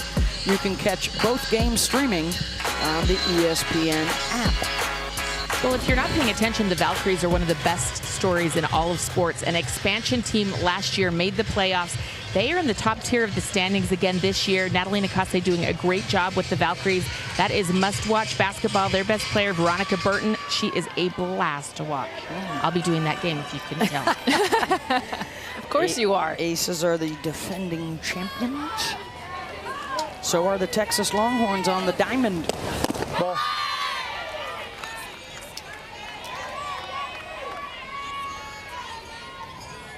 Gabby Leach. RBI triple in the fourth, driving in Ella Dodge with their only run today.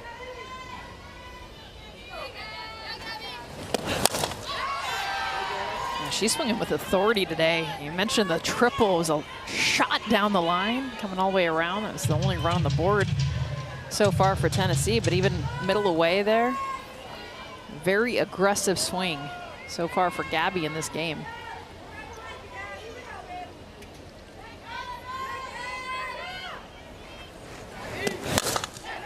Leach lashes that out to left. There's Altmaier to end the threat to the seventh. Texas trying to stretch this game into a double dip for a spot in the finals. The NCAA Women's College World Series is presented by Capital One. What's in your wallet?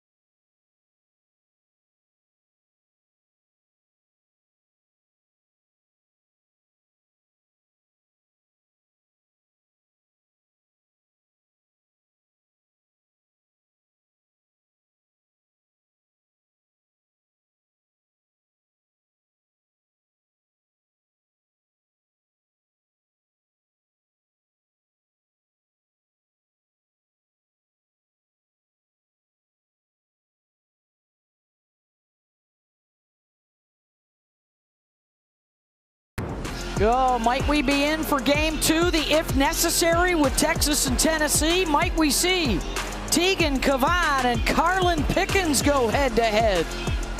Neither one getting the start here in the first game, so they would be well rested and ready to go. If Texas wins this, they have the 4-1 lead into the seventh inning. Still to come later tonight on ESPN, Alabama and Texas. Alabama is 1 win away. Everybody looking to see if it will be Pickens and Cavan for a spot in the finals.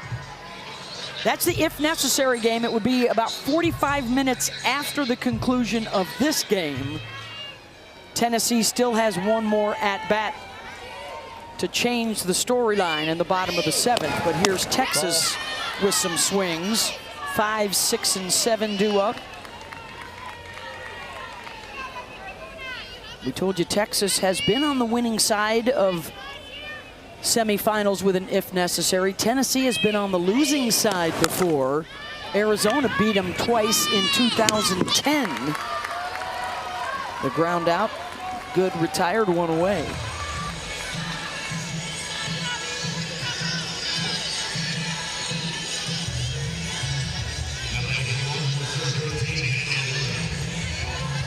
Here comes Hannah Wells. 2-run single in that big 5th inning when they broke the tie with 3 runs up.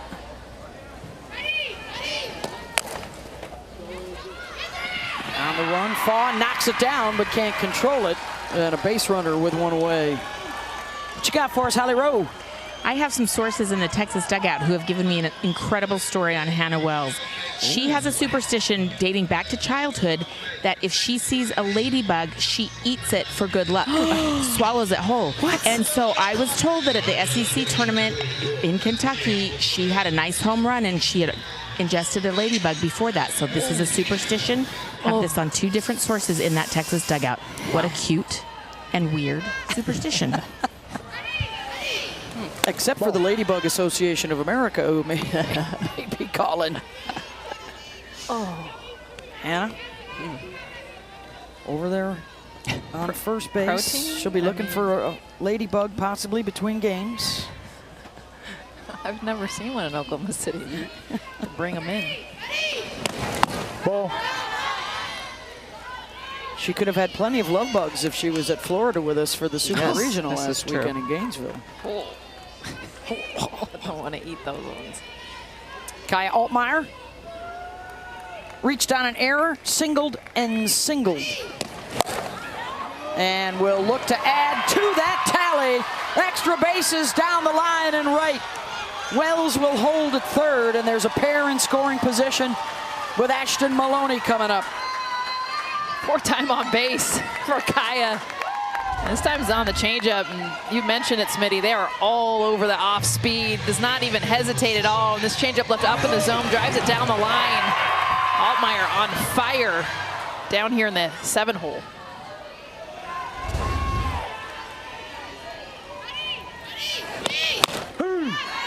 Well, if nothing else, you've given a team that really hasn't been hitting it well yet at this World Series some hope, some belief. 8 of the 9 have reached base. They've got 13 hits. And you've awakened their 2 sluggers who have both homered. Ball. Yeah, they really have been complete in this game.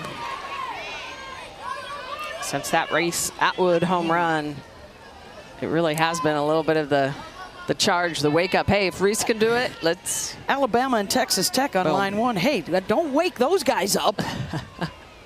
The defending champions.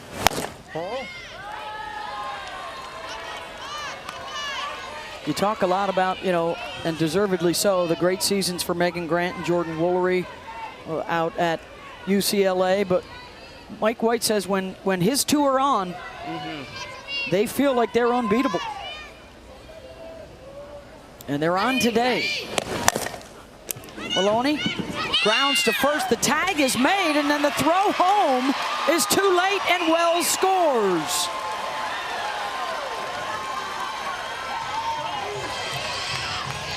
And we'll reiterate, that is a new first baseman in the postseason here, Mackenzie Butt. Yeah, Mackenzie Butt has to go home.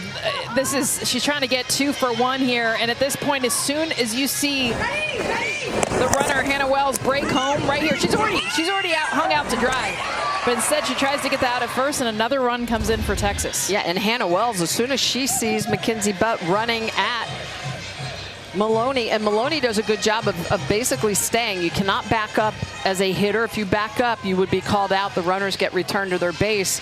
But the second that Butt sees Wells coming home, as you mentioned, Jess, you got to go home. Yep. So now it's 5-1 in favor of the Longhorns. The RBI 3U in your scorebook for Maloney. Here's J.C. Nichols.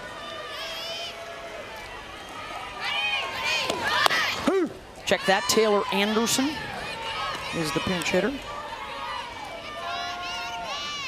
1 for 2 in this NCAA tournament for the sophomore from Dripping Springs.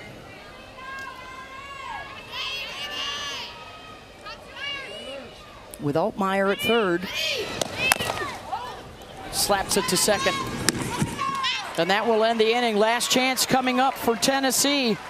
They need at least 4, or we will play the, if necessary, semifinal.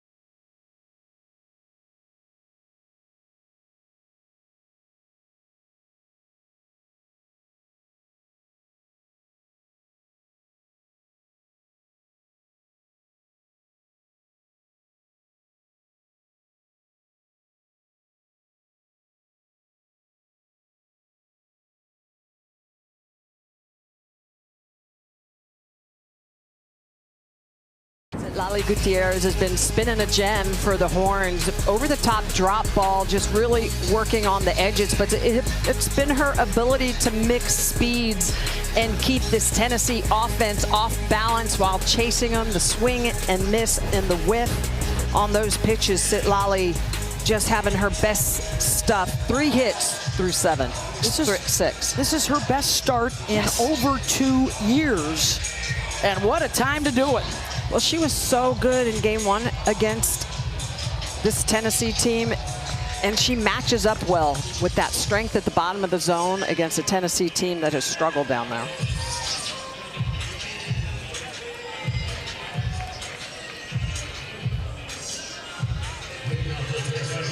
She will face 7, 8, and 9 in the batting order.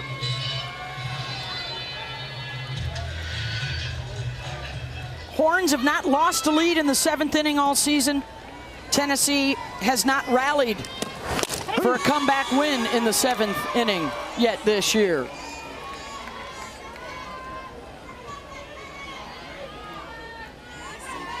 Texas wins this game. We have the if necessary about 45 minutes following the conclusion of this one. And Mackenzie Butt delivers with a base hit to open things up in the bottom of the 7th. That's why she's in this lineup. We talked about those defensive changes that have kind of not been easy for Tennessee to adjust to, but it's because Mackenzie Butt needed to get in this lineup. She does a big base hit to lead off the 7th here.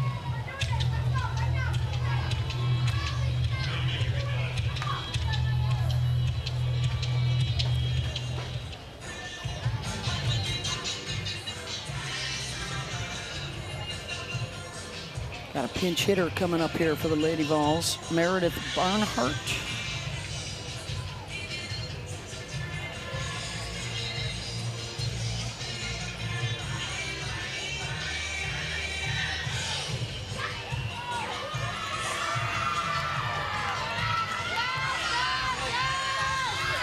And McCall Sims will be the pinch runner.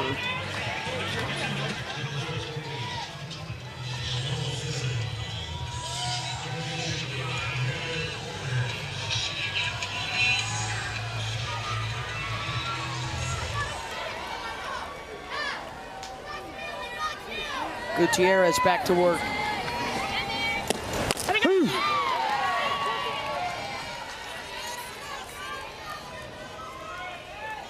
Barnhart, the freshman from Parker, Colorado, her World Series debut, hitting 200 on the season.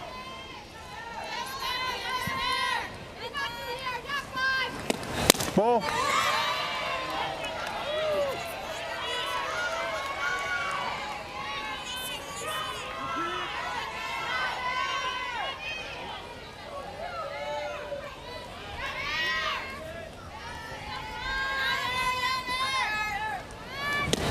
Ball.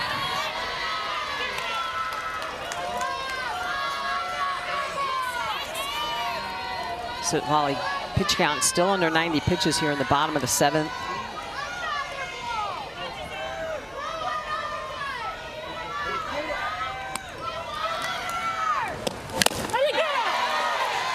Foul tip.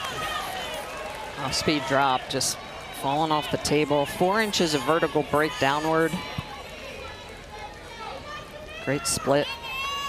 It's happening so late. She's doing such a good job of just not trying to overpower these hitters, allowing her spins to take over. Ball. Just off the plate. And how about Reese working for her behind the plate too? She wanted that last strike. Just a little bit off the plate. Look at Reese. Try to frame that up. Hold it an extra fraction of the second. That's a screwball. A little bit of outward break on that. A little bit of a smile, working hard to try to get it. Love that Reese goes out. Senior battery. Well, you're bottom of the order, so I think the message is, hey, we don't want to get this thing back up to the top. So it's a full count. Let's go after her.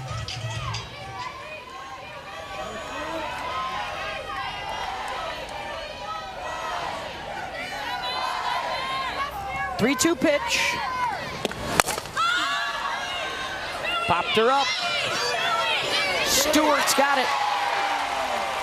One down.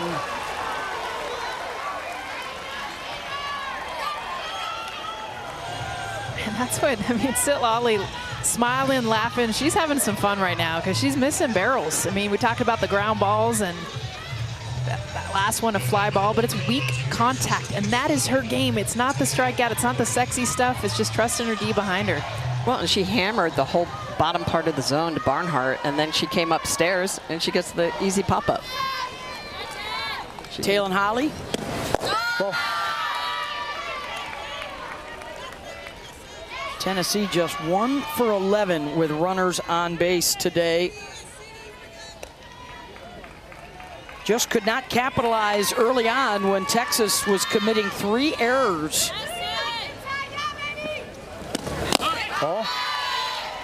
Only 4 hits off of Gutierrez. Only a couple of them left the infield. An absolute gem for Sitlali. And the defending champs are on the verge of winning a 5th elimination game of the tournament.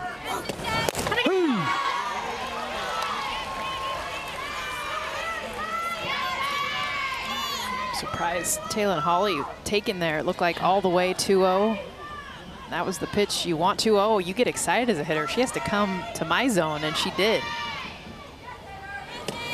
Ball. Jumps away from Atwood, a wild pitch, and Sims to second.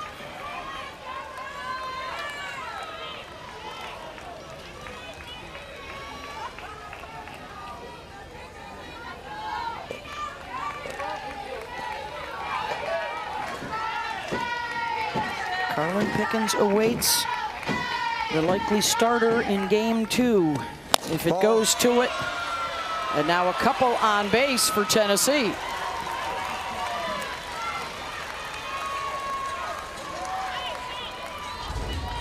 drop ball at the bottom part of the zone. Actually, it's got a little screwball action to it. Reese is going to try to pull it up.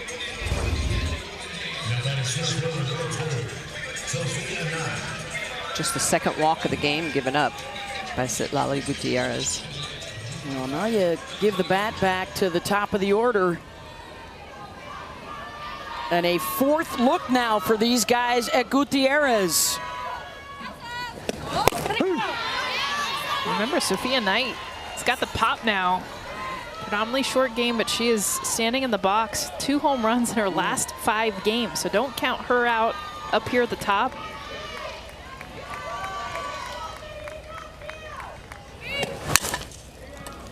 Rolls it to Stewart through her legs. And everybody is safe, and the tying run comes to the plate for Tennessee. And how large does that run in the top half of the inning look right now for the Longhorns? Looks like it's a routine ground ball, and it is through the legs of Katie Stewart. That is the 4th error of the game for this Texas defense. Her 3rd. Her 3rd. Opportunities galore. And the tying run to the plate, and it is one of the Leach sisters. Alana is 0 for 3 today. She was a reserve for 2 years, was not even in the starting lineup season opening weekend. And she just kept hammering away, and Karen Weekly could not leave her out of the lineup. And turned herself into an everyday starter. First pitch swinging, pops it up. Martinez has it. 2 down. And it is Emma Clark, who already has a walk-off home run here this week. Go back to Saturday, not just any home run, but a walk-off to knock out Texas Tech into the loser's bracket. A massive home run to win it for the Vols. She leads this Tennessee lineup in home runs. One swing to tie it. Ball. A single, a walk, and an error in the inning.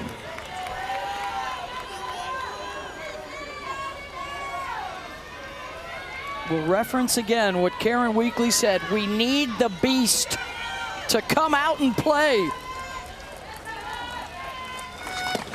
Ball in.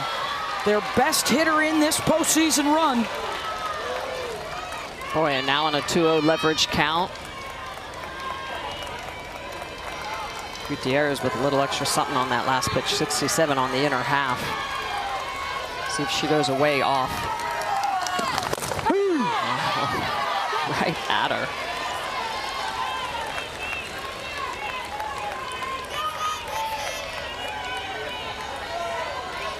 Sims, Holly, Knight aboard.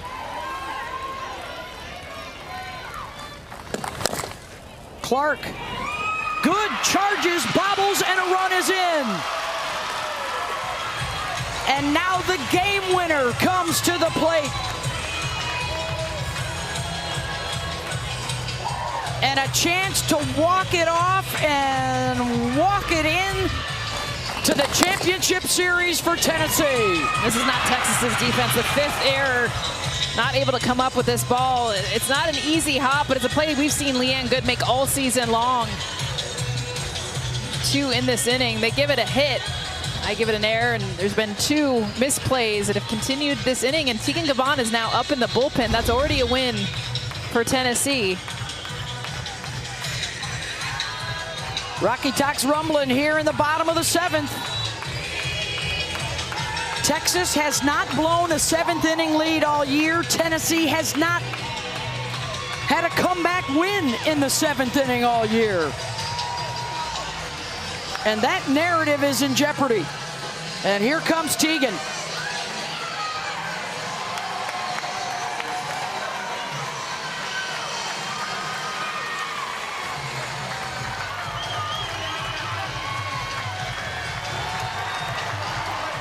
Lali Gutierrez had such a good game, but you go to Tegan Gavon because she is a power pitcher, and they need a strikeout here with the bases loaded and 2 outs in the bottom of the 7th.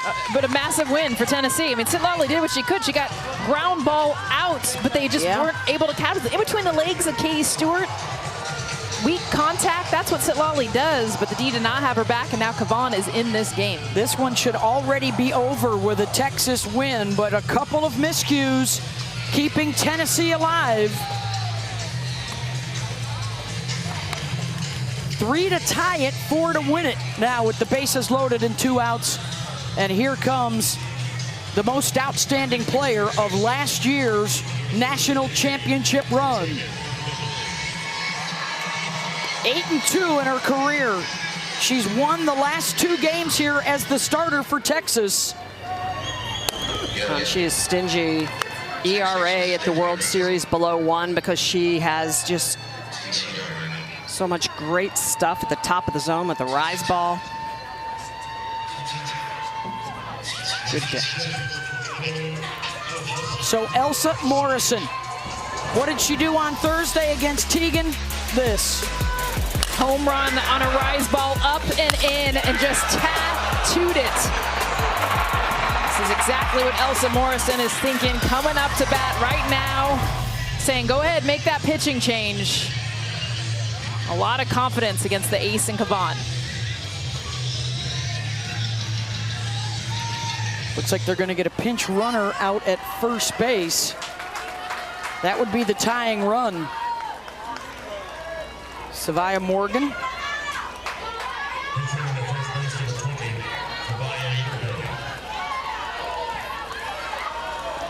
Holly, Knight, and Morgan aboard. 71 miles an hour from the All-American.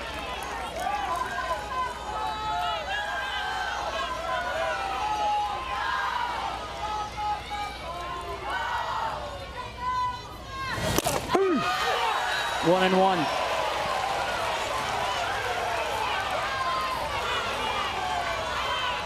Puts that right on the edge at the top of the zone on the corner. Outstanding pitch by Gavon. Morrison, the slug zone is inside, struggles away. That's where they're staying. Remember, the home run she hit was up and in.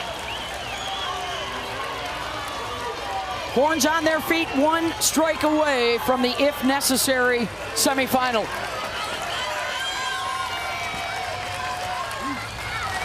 Ball.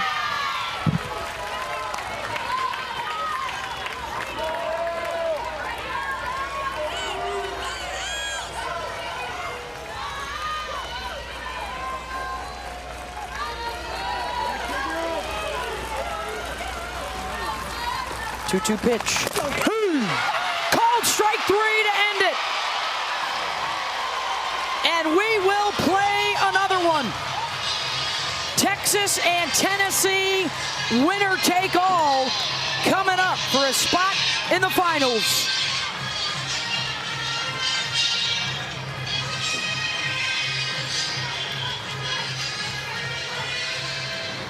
How about Texas finishing this game with 13 hits? 5 runs to show for it, but this offense absolutely came to life.